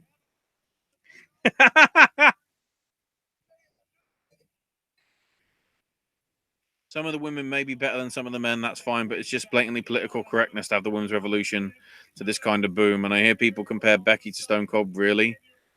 Do people remember how over Austin was? To compare Becky to Austin is ridiculous. Becky cannot be compared to the buzz Austin had. Well, in all honesty, it was some of the booking of Becky after that moment that really quelled down the hype that she had. I wouldn't say it's on the same level, as Stone Cold, but the problem is there's less people now watching than there was back 20 years ago. And So I'd thankfully, I say wasn't staying on a a par, babyface. It's always complicated with that, admittedly.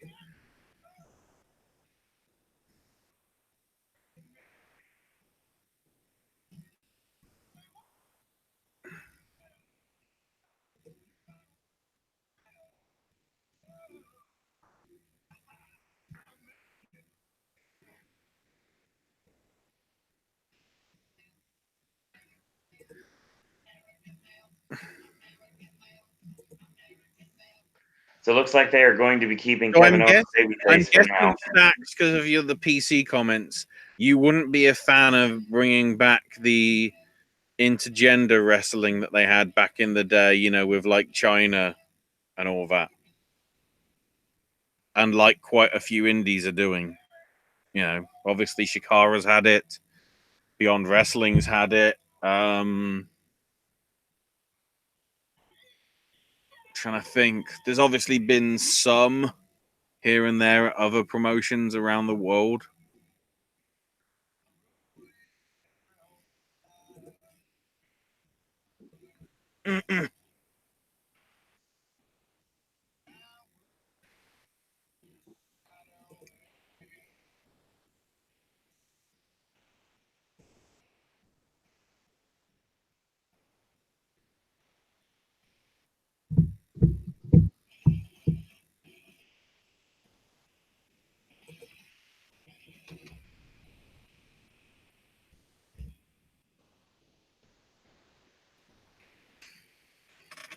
Why haven't they done more of a thing about the fact that Hines is 150 years old this year?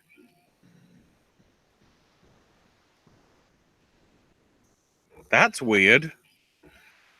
Because on the commercial that we're seeing from Canada, it just said, Hines founded 1869. And I was like, wait, so it's like 150 years. Why haven't they done more with it? Oof. So in terms of what we've got to cover, there's been quite a few results over the past week. We got the episode 2 of Beyond Wrestling's Uncharted Territory.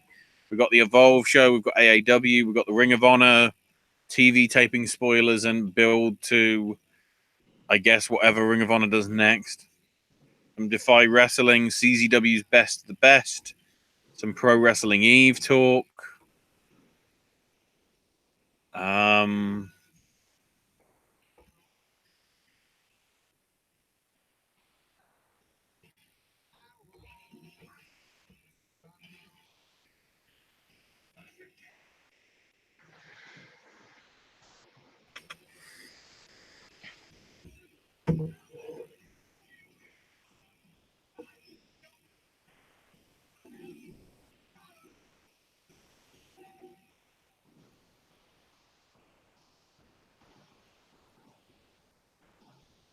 Oh, God, this shit's happening again.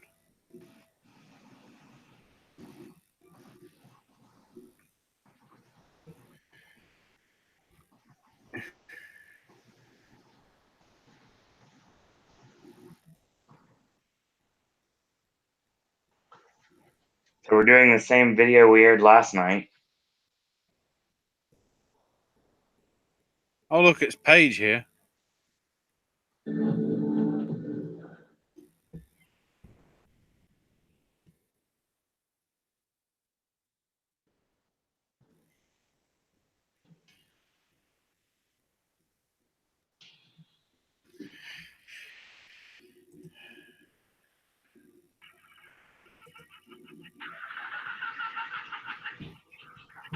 I thought they said they were repackaging Bray, because this just looks like practically the same. Not in a good way. Shut up, Saxton. 8 minutes.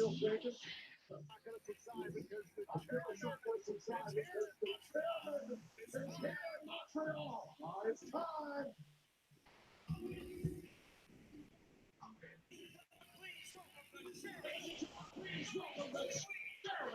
When it comes to intergender, if they're going to do it, at least have the DQ rule squashed. China versus Jericho, Eddie versus China were fantastic. With the way WWE has mixed match challenge, it's pointless. Yeah. You don't need to have an unwritten rule that when the guy tags out, the lady has to enter the ring. Has to enter the ring with the other lady. You need to have the intergender action.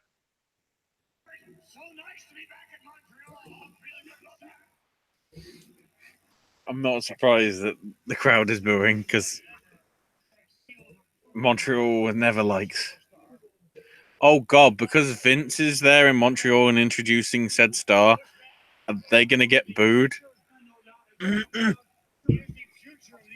Here we go. It's Baron Corbin. The future of the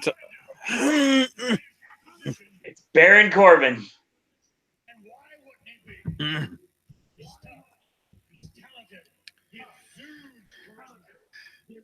So it obviously isn't Roman now. Ladies and gentlemen, Baron Corbin. Alas. Elias. I think he said alas. He did say alas. He said alas. Oh, well, at least Elias got his own name right.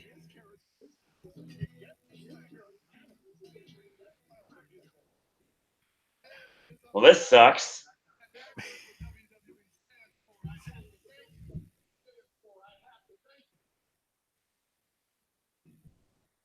Where's the...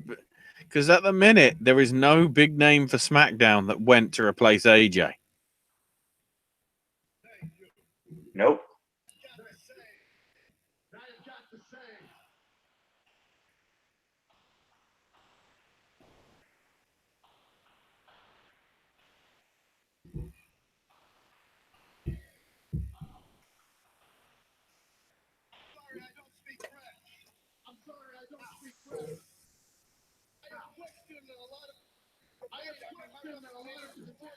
I mean, my WrestleMania performance after it was interrupted by John Cena.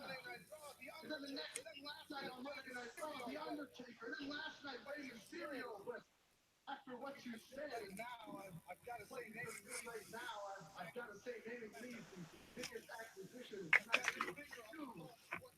got your finger on the pulse of what this audience. Something's coming up.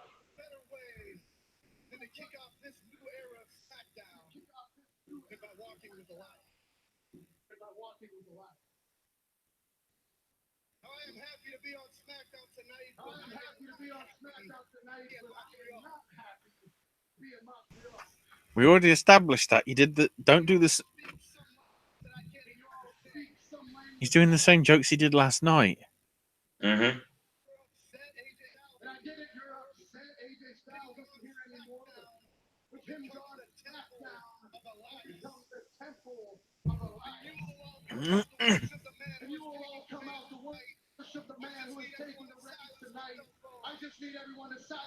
Who's...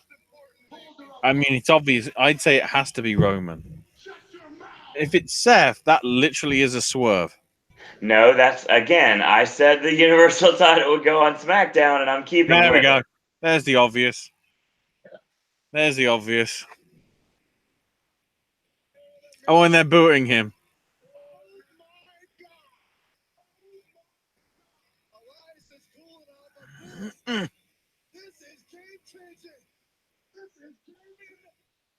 As if you couldn't tell that SmackDown on Fox is happening. Yeah. They've made the women's roster on SmackDown look stronger than Raw's. Roman's on there, who is literally the bloody... Look at Vince's face. It's like he's fucking ejaculating in his trousers over this. Yeah, Raw. Superman punch. Oh, God, is he going to attack Vince?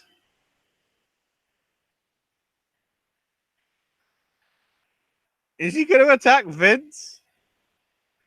Is this how we're writing him out to go to the XFL? Yep.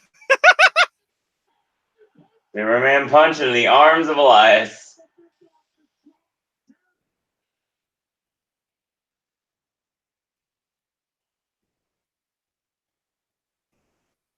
Please.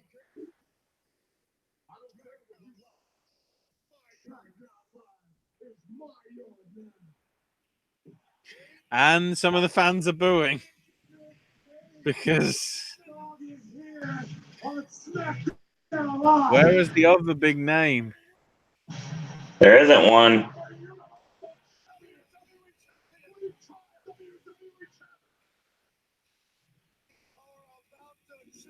Things are about to change on SmackDown Live. And Elias felt that change firsthand. Roman Reigns, click, clack, bang, right across the face. So you're telling me I don't have to ever talk about Roman anymore unless it's a pay-per-view?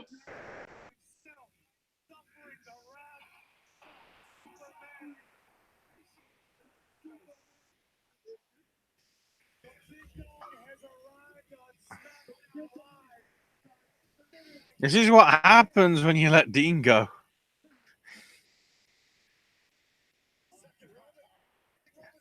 Roman, we ain't got much time. Spear.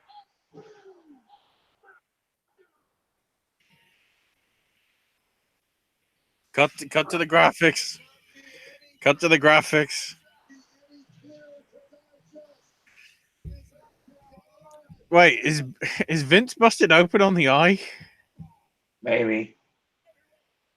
But nothing hit him. What happened? Maybe. A symbol of excellence that now belongs on SmackDown Live. Elias, a first-hand look at that excellence with an emphatic spear, courtesy of the He is indeed the greatest acquisition in the history of this brand. He is the future of SmackDown Live, the future. Oh my God. Future SmackDown Live in the future of WWE. He is Roman Reigns. If they'd have just said that outright, I think people would have been somewhat fairer with it. But of course, they made it into the whole storyline. Mm-hmm. Because, of course, they did. Whoosh. Whoosh. Whoosh.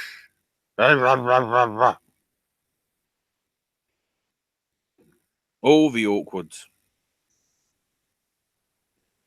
All of the awkwards. Oh, that's over with.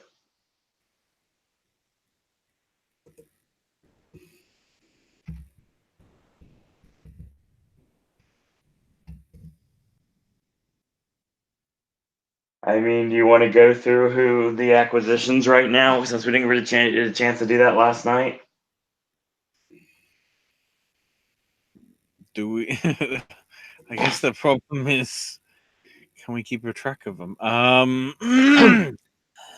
Let me see if I can get the the details.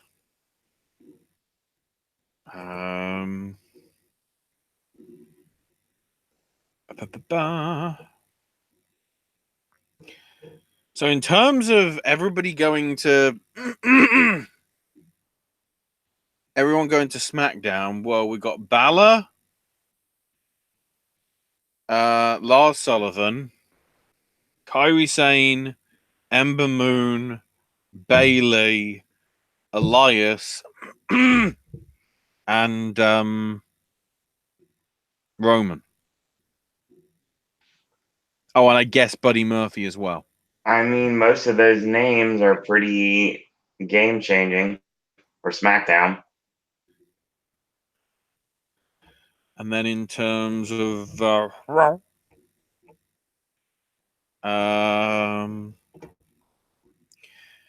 Miz, the Viking Experience, Cedric Alexander, Andrade and Zelina, Rey Mysterio, Usos, Naomi, Eric Young, Lacey Evans, AJ, as well as EC3, Ricochet, and Aleister Black. No word on Nikki.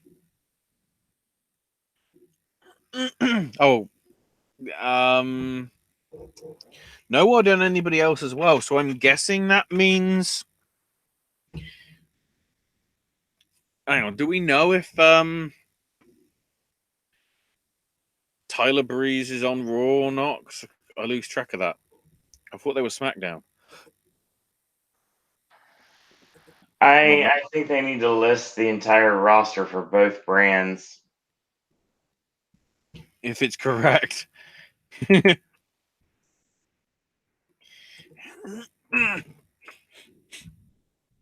Let's see. So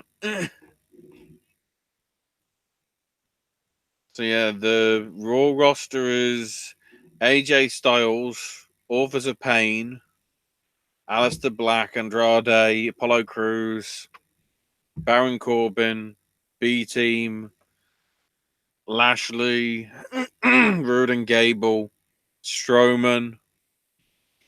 So I guess that means Joe might be on Raw, except they couldn't do it because of the illness. It sounds like Wyatt, I guess, is free agent. Brock, I guess, is free agent. Maybe. Cedric Alexander, Hawkins and Ryder, Revival, Ziggler, Drew staying.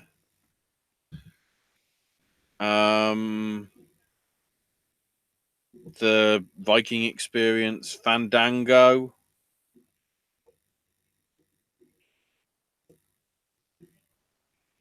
Oh, interesting. Apparently,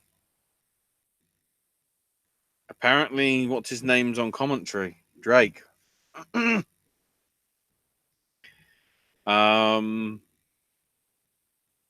Leo's obviously because he's managing Bobby. Mojo's still on Raw. Notice we didn't see anything from him last night. No Way Jose may be dead. Rhino and Heath Slater still. Richard O'Shea, Sami Zayn, I guess. Jinder Mahal and the Sings. Seth, Titus. And then on the women's side, Bliss, because I'm not saying her first name, Alicia Fox, Dana Brooke, Lacey Evans, Liv Morgan, Mickey James, Naomi, Natalia, Nia, Ronda, Ruby Riott, Sarah Logan, Sasha Banks, Tamina, and Zelina. And then on the SmackDown side, we've got, I guess, technically Aiden English, even though who knows.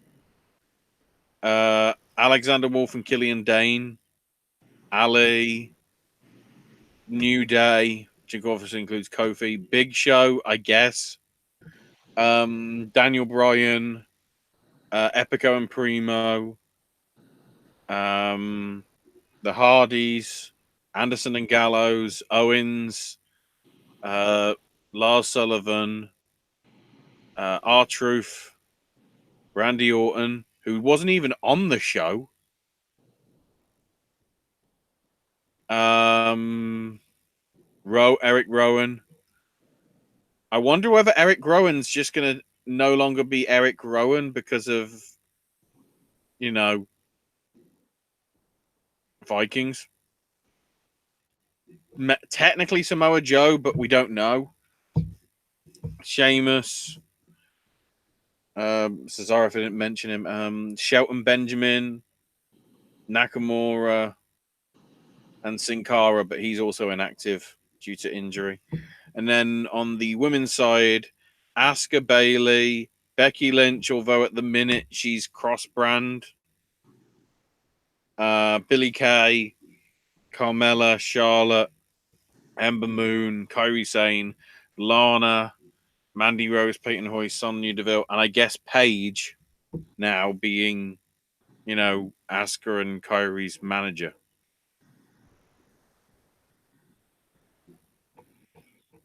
And yeah, we still don't know where technically Nikki Cross or Heavy Machinery fall.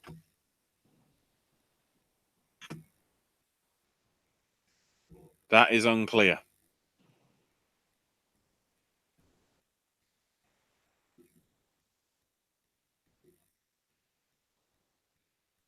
So by the sounds of it, Nigel isn't there. Oh, is Nigel not doing it because he's going to be busy? Well, if he... Oh, no, Nigel's there as well. God, there's 4 people on the announce desk for 205?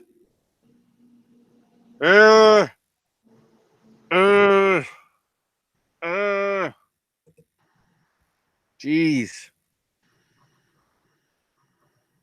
We might actually sort of cover 205 live. You want to keep an eye on it, Owen? Considering Mike Kanellis is in the ring, it should be a good match. Hang on, who else is in this match? Oh, Akira Tozawa. I saw the Lucha House Party earlier. Are they just bringing out everybody that's on the roster that's left? We might be seeing maybe a call up to 205.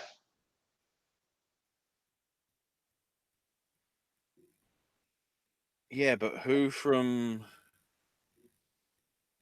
NXT would be worth calling up?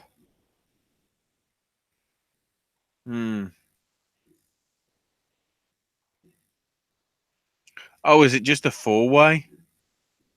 I think it's a 4-way. So it's Kanellis, Tozawa, Gran Metalik, and Daivari. Yeah, it's a 4-way. I thought it was like some complicated tag thing. Thank God it isn't. Dear Lord.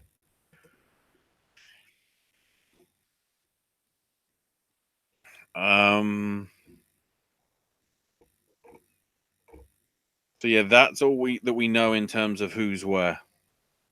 That's why I missed the draft, because we actually knew after the show was over where new people were going that were not mentioned on the main broadcast. Oh wait, have they made further announcements on Twitter? I don't think so. Because they did last year, didn't they? They went, oh,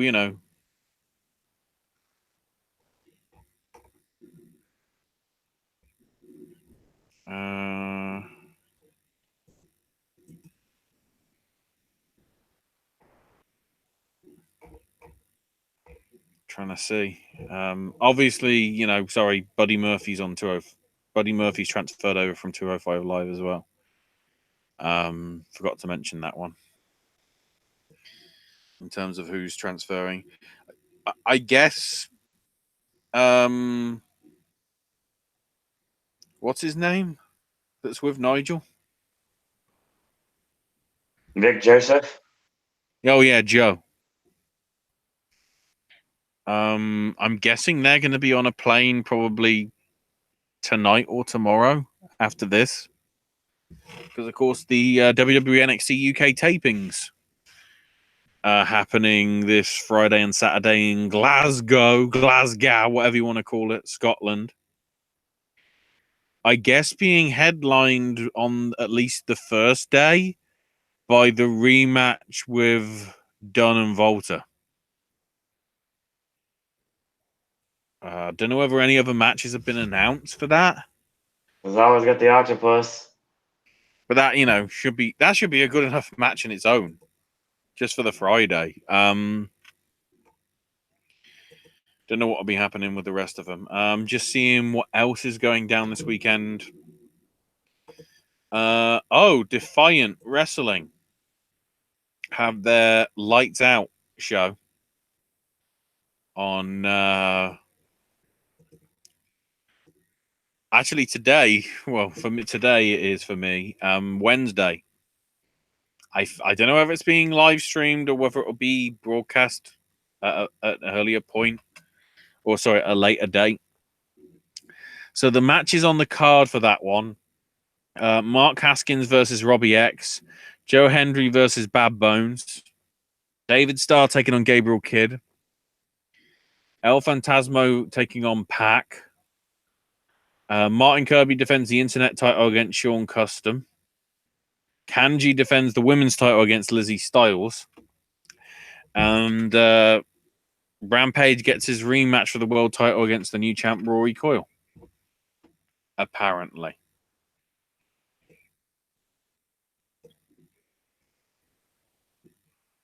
Also, we have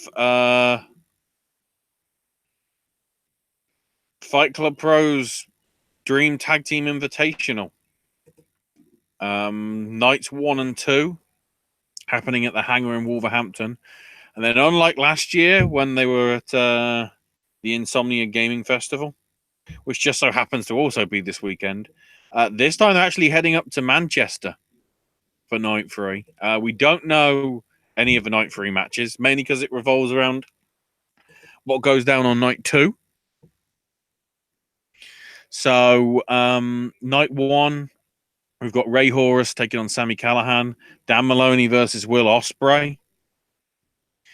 The besties in the world are facing a tag team. Hasn't been announced yet, I think. And then the two first round matches in the DTTI, Red of Aita and Pac taking on the Lucha Brothers of Phoenix and Pentagon Jr. What? That's a ridiculous match. And the Legion of Rock comprising of Frightmare and Hallowicked taking on Schadenfreude of Chris Brooks and Kyle Fletcher. And then Night 2, we got Phoenix versus Will Ospreay, Kyle Fletcher versus Pac. Two of the DTTI first round matches. So OVE, the Chris Brothers versus Vega and Fitchett, along with Jody Fleisch and Johnny Storm versus LAX of Santana and Ortiz. And then Mark Davis defends his Fight Club Pro title against Pentagon Jr. So that's a pretty stacked card as it is. That's not for another couple of weeks. Just seeing if there's anything else going on. I guess technically we've got Shield's last chapter in Molina, Illinois. That is happening over the weekend. We'll cover it next week, I think. I'm guessing that's the situation, Owen. Looks like it. I already covered Beyond Wrestling's Uncharted Territory show going on. Smash Wrestling is comprising with Barry Wrestling to have Mariposa Mayhem.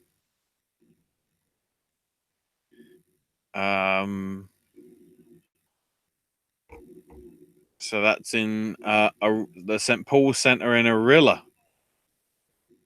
And of course it's on 420. Trying to see if we've got any card for that one. There's crazy shits, I guess, happening in 205 Live. Because I'm hearing lots of the raised voices.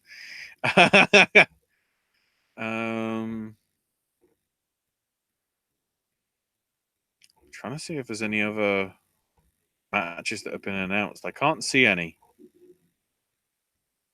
So stuff will be happening though as part of the Smash things. I think. Oh, and we've also got some stuff which isn't even in the notes. Southside Wrestling, Battle of the Egos. This Sunday.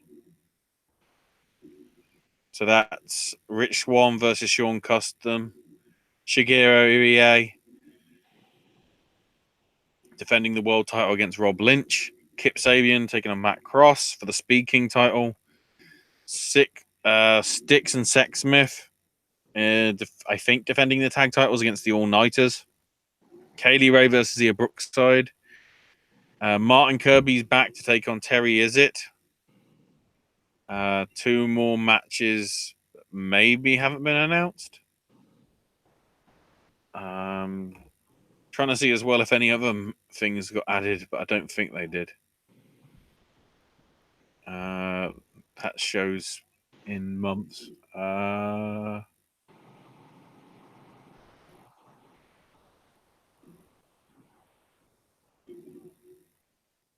Trying to look at the picture to see if there's anything. No, mention that one. Did I mention Gabriel Kidd versus Cody Hall? If I didn't, just did. Interesting Easter, though.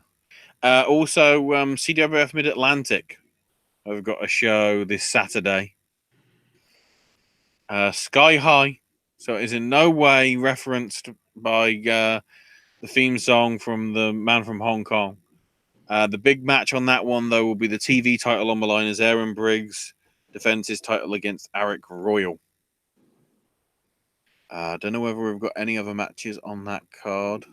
That will be live on Twitch for those of you that want to catch it. So I think it's twitch.tv/ CWF Mid-Atlantic.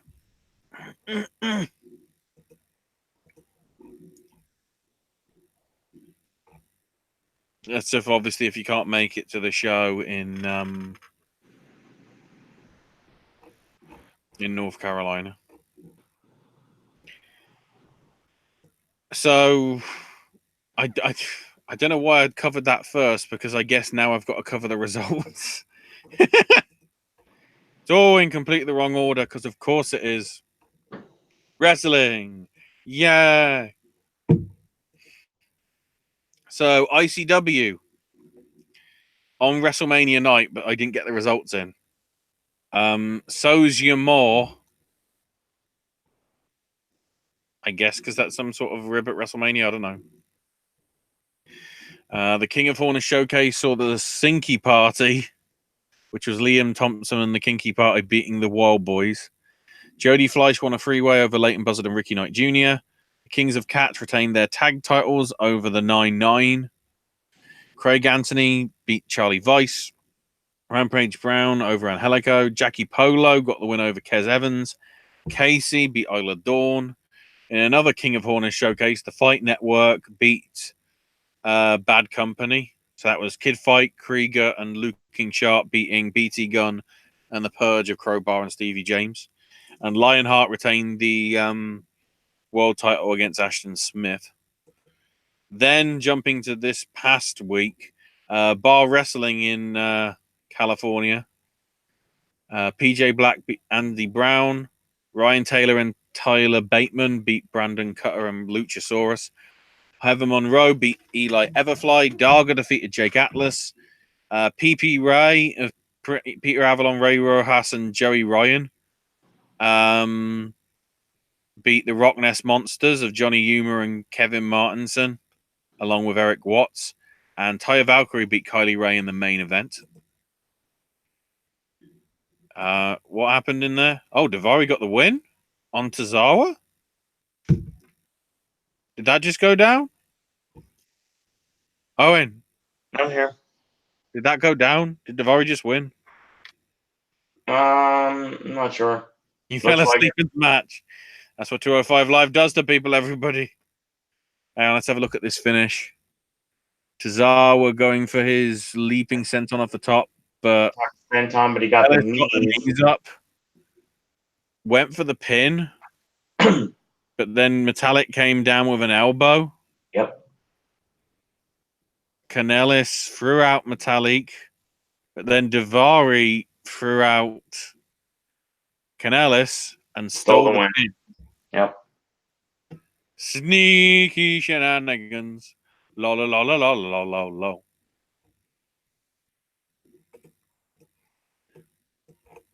I think I've still got the Pro Wrestling Eve results to cover as well. that I know aren't on the other page. So I'll quickly load them up while other stuff is loading. Uh-oh. Oh, is it just the camera promo? Yeah. It's not even a camera phone promo from Oni Lorcan. It's just an actual promo. Pro Wrestling Eve. Bigger Than Jesus from the Resistance Gallery. Open with a four-way with Laura Di Matteo being victorious over Charlie Evans, Giselle Shaw, and Little Miss Roxy. Erin Angel beat Shakara. Mercedes Martinez victorious over Nightshade. Rebel Kinney. I don't know whether that's the former Rebel. I'm not sure. Beating Mercedes Blaze. Su Young victorious over the Session Moth. And Emi Sakura beating Jamie Hayter. I believe there was some sort of like transport issues, which meant a few of those women couldn't get to the Fierce Female show that was in Glasgow on Sunday, which is a shame, but card subject to change, and you know, transport's a bitch. And Rev Pro show in Southampton from Sunday. Kenneth Halfpenny beat Sean Jackson. Dan McGee and Curtis Champion victorious over Curtis Chapman victorious over Brendan White and Gabriel Kidd. El Fantasmo won a freeway over Chris Brooks and MK McKinnon. Aussie Open beat Josh Bodum and Charles Samuels. Amy Sakura defeated Bobby Tyler, and the main event saw Pac victorious over Paul Robinson. Because, of course, he did.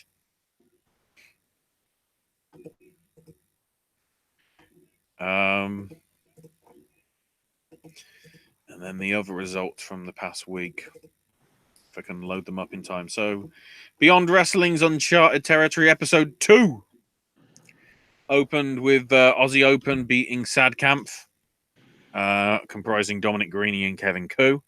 Wheeler Yuta beat Solo Darling. In the Discovery Gauntlet match, Mick Moretti beat Tristan Tai. So Mick Moretti will be facing somebody, but that won't be revealed until tomorrow night. Penelope Ford and Maria Manick beat the Platinum Honeys of Angel Sinclair and Ava Everett. Gangrel won over Anthony Green. Can you believe it, Owen? What the hell? And the Great American Born Entertaining Semites of David Starr and MJF. I'm trying to work out whether that's a whole thing of, like, you know, them being Jewish and, you know, American, and the whole MJF being caught out on being on Rosie O'Donnell.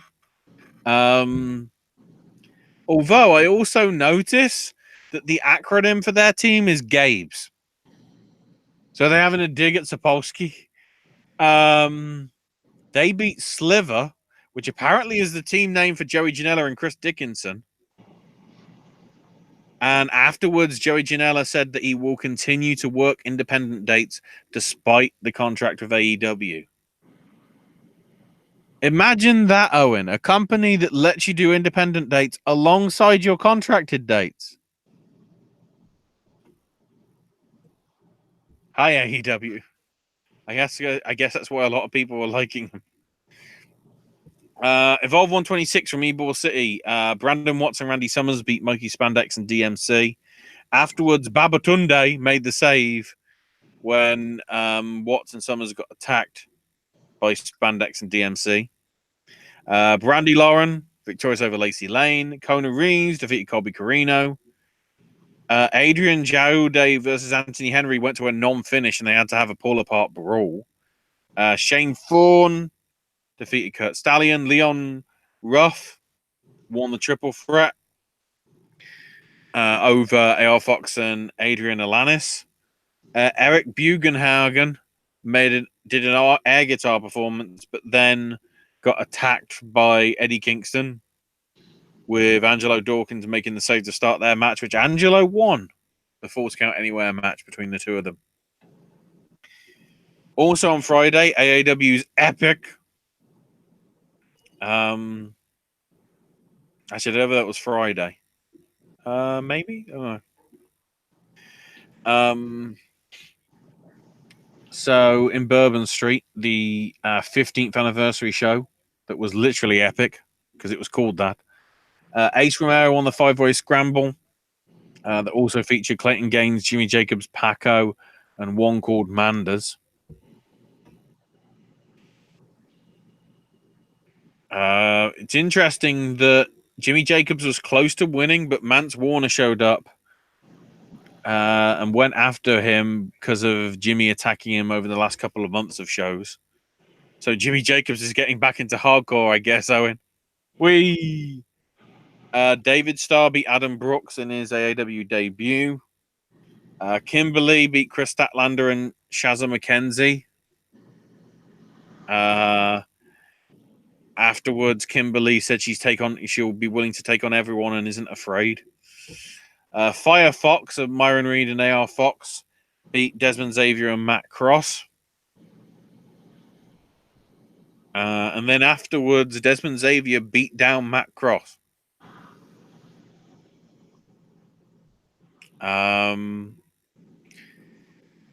Yeah, I guess Xavier's turned heel because he kept calling Matt Cross Zach.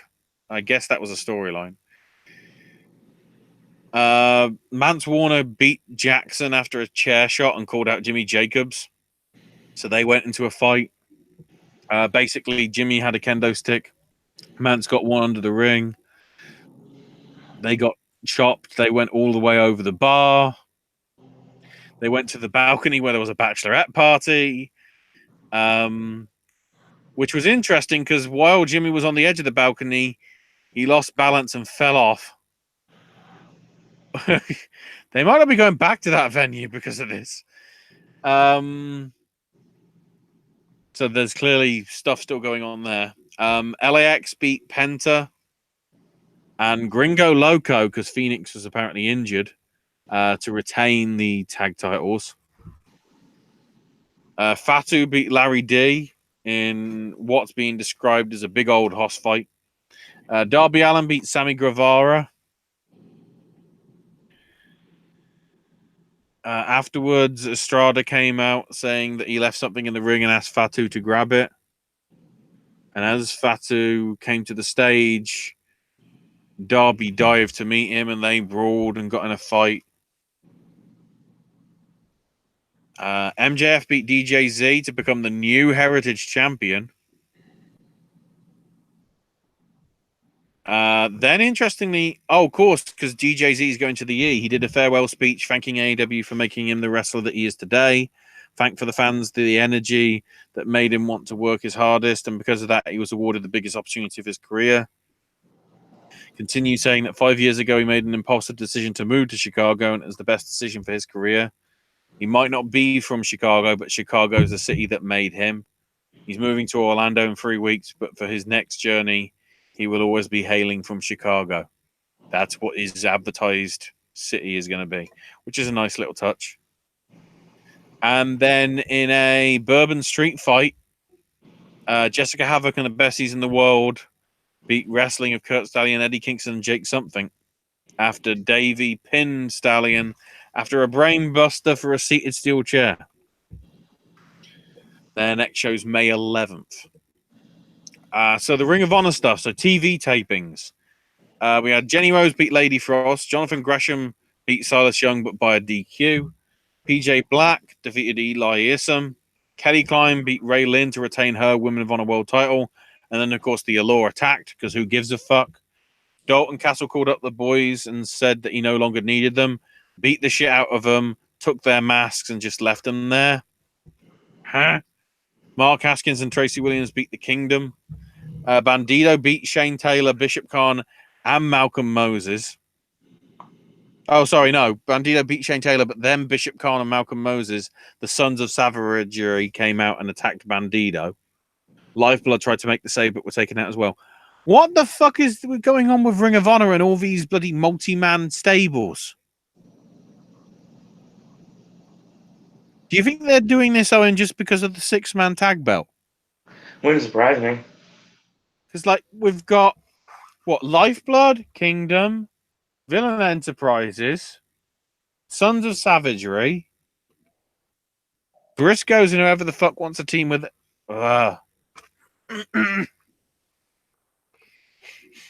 Marty came out and challenged Nick to an NWA World Title match, but Aldis declined to defend it, so Skull attacked him and did the broken fingers spot. Two unknown jobbers had a match that was interrupted by the Briscoes. The Bouncers beat the Shinobi Shadow Squad and Coast to Coast in a triple threat tag. Josh Woods beat some sort of local talent. Villain Enterprises beat Jay Lethal, Jeff Cobb, and Roosh, with Kenny King attacking Lethal afterwards. God, they're accelerating and doing that angle already? Okay. The Briscoes beat Caristico and Soberano Jr., and Matt Taven beat Flip Gordon in a why is this match happening match. Then on Sunday, we have Masters of the Craft. Jeff Cobb beat Rhett Titus in a non-title match. Jenny Rose victorious over Holidead. Shane Taylor, Silas Young, and the Briscoes victorious over the Bouncers and Coast to Coast.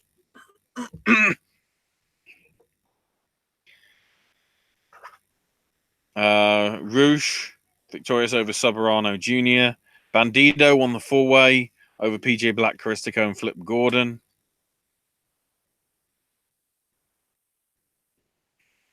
Jonathan Gresham and Jay Lethal beat Lifeblood of Mark Haskins and Tracy Williams 2-1 in a 30-minute Iron Man tag match. Which means that Gresham and Lethal face the Gorillas of fucking Buffalo, apparently. Huh? Some of this booking. Colt Cabana beat Nick Aldis by DQ with the NWA title on the line.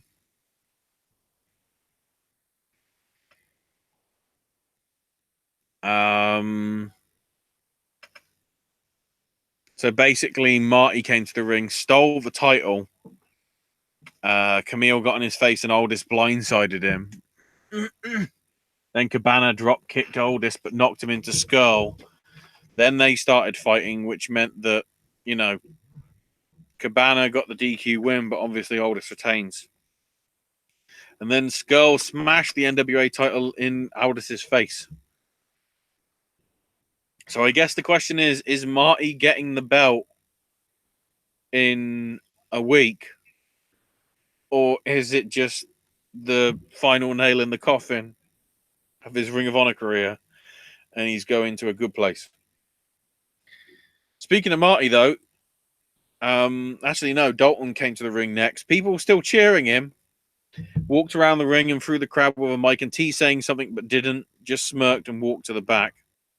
And people were still chanting for him. So this heel turn's worked brilliantly. Not. Villain Enterprises beat the Kingdom in a Columbus street fight to retain the belt.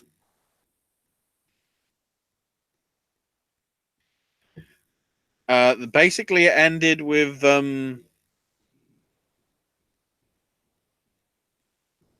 basically PCO got low blowed and Taven hit the climax on him. Skull made the save.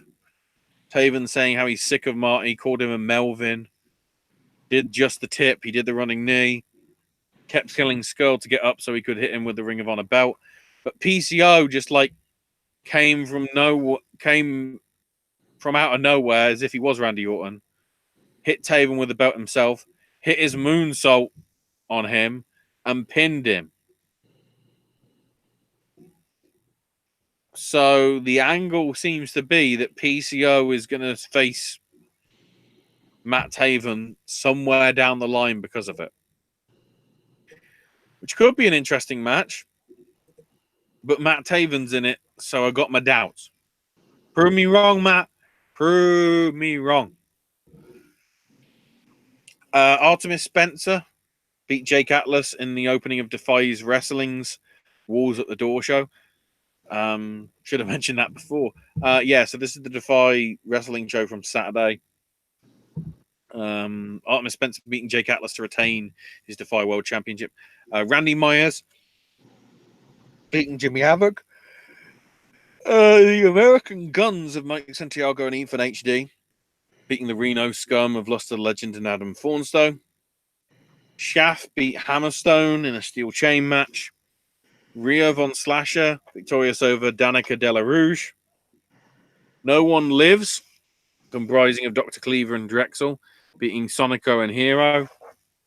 And then Leon Negro beat Guerrero de Neon and Guillermo Rosas and Cody Chun in a four-way elimination match, which was clearly Hispanic-based. Clearly. And CCW's Best of the Best. So the show opened with all 16 participants having the traditional photo together. Well, it's worth noting that House of Glory guys entered through the side of the building and flicked off DJ Hyde in the photo. Because, of course, Gangon and Amazing Red got the world tag titles. And then CZW severed ties with House of Glory, but then showed up at the WrestleMania shows and did the invasion because, of course, it did. So Anthony Green beat B-Boy, Anthony Gangon, and Mance Warner to become new CZW World Champion. Because the belt's on the line throughout the entire thing as well, just to really complicate issues. David Starr beat Darius Lockhart, Joey Lynch, and Jimmy Rave.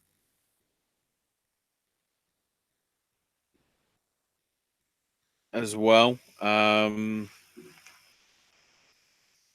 John Silver beat Gary J, Chris Statlander, and Fred Yehai. And then Jordan Oliver beat Sammy Guevara, Myron Reed, and Matt Travis.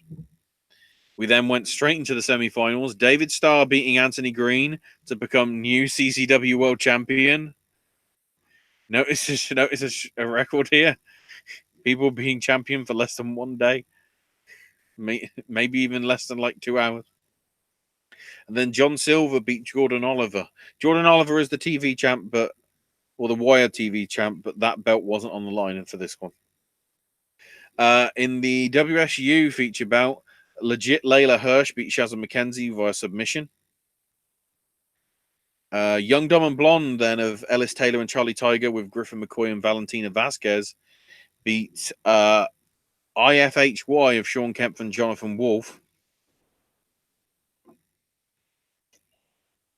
By the looks of it, the idea is that the rep have refused to get the rematch. And Anthony Gangon is like holding both belts hostage because obviously Red's retired with an immediate effect. And then the Best of the Best finals. John Silver beats David Starr to win Best of the Best and to become new CCW champion. So we had 4 champions in one night. Very good match, though. From what I've heard. Especially the crowd giving it a standing ovation. However, then Gangon and a few other House of Glory wrestlers showed up, destroyed the trophy, laid out Silver, laid out DJ Hyde. The locker room showed up. Fans started throwing the chairs. And then Gangon had a message. While everybody else claims they love CZW, they've all been fake and disloyal. He and House of Glory are not trying to save CZW. They're trying to end it once and for all and give everybody what they really want. The next shows for CZW and WSU. The WSU show's coming up next Friday, the 26th and 27th. They're doing a double bill, I guess. A one-night tag team championship tournament as well with that one. And then CZW itself will be Tangled Web on May the 11th with Brandon Kirk versus Masada.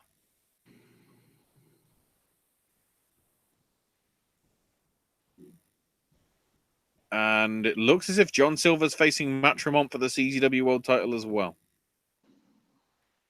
So that's all going down. I think that's all the results. So I think that's us done because I can't think of any other news to talk about. Or should we just stick to the end of this match, Owen? I think it's about over. Okay. It looks Been a pretty like good we match. have. The glimpses that I've been able to get here and there, it's been pretty good between Oni, Lorcan, and Cedric. Yeah. He's As going you'd for the expect, Tiger though, suplex. with those He's two. going for the Tiger suplex 85 off the top, but he got caught. Oh, Cedric's going to go for a dive. Yep. And connected.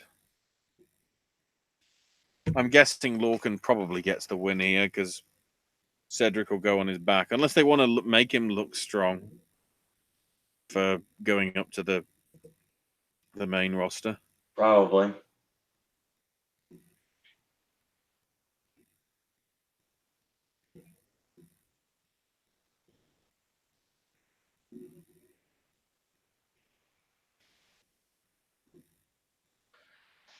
Every time for that springboard flying clothesline.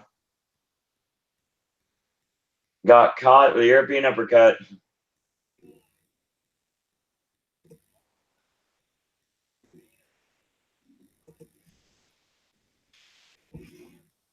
And get right into a double down. As they show loads of replays. Because of course they are.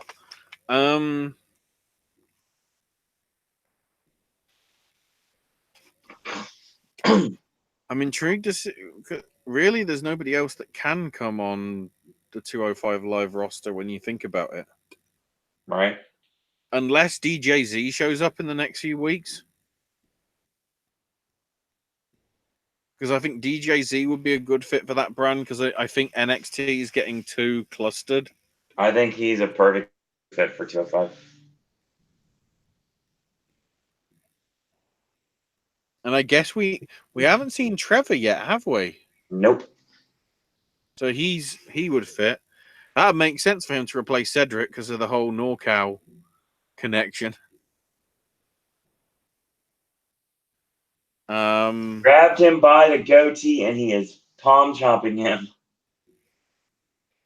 Well, that's good old Oni. / Biff. Oh God, he just punched him right in the mouth. Turnabout is fair play. Kick in the mouth. The second kick in the mouth. Goes for the third, catches the foot.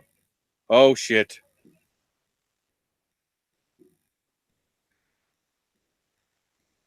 Tiger suplex 85 on the side of the ring apron.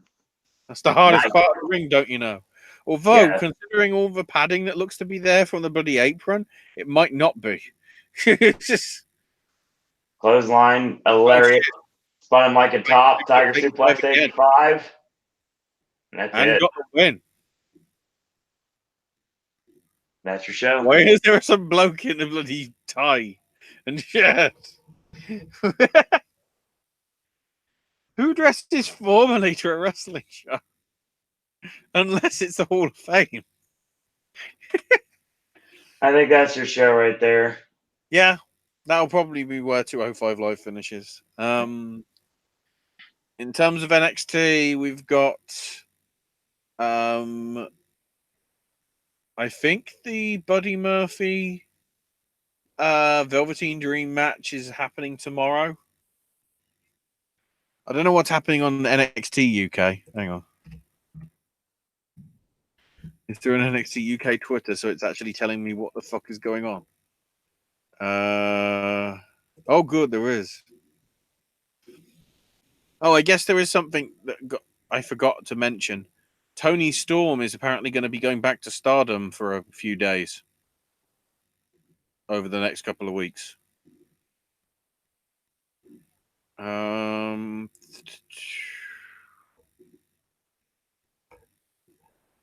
That's wow. One of the last tweets from NXT UK was literally 7 days ago. That's been inactive as hell. Although it does look like they're teasing something with the Coffee Brothers for NXT UK tomorrow. In terms of anything else, I don't know. That's your show. As they shake hands, Cedric and Oni. in a show of respect, because they're doing better than Ring of Honor is in terms of showing respect. Lol. So we're caught up. Yeah. Tomorrow, surprise video. I don't know what it's going to be at this point because I don't have anything planned. Stuff. Yeah, Ashley, where can we find you on social media? I'm on Twitter at Ash is my name UK. I am still at Sir Owen Disney and at Popcast Network on Twitter as well. And if you have any ideas for Sip and Snack or Versus and the other regular segments on the network, feel free to shoot me an email, sirowen@gmail.com. Wrestling fans, join us again on Monday night for the Monday Wrestling Popcast, or maybe just Monday Night Raw. It just really depends. That being said, in a world where there are a billion wrestling podcasts, we're very pleased that once more you've chosen a Popcast. I want to thank everyone for watching. Thanks everyone for listening. And until tomorrow, boys and girls, that's all we got to say about that. But which brand is Kamala on?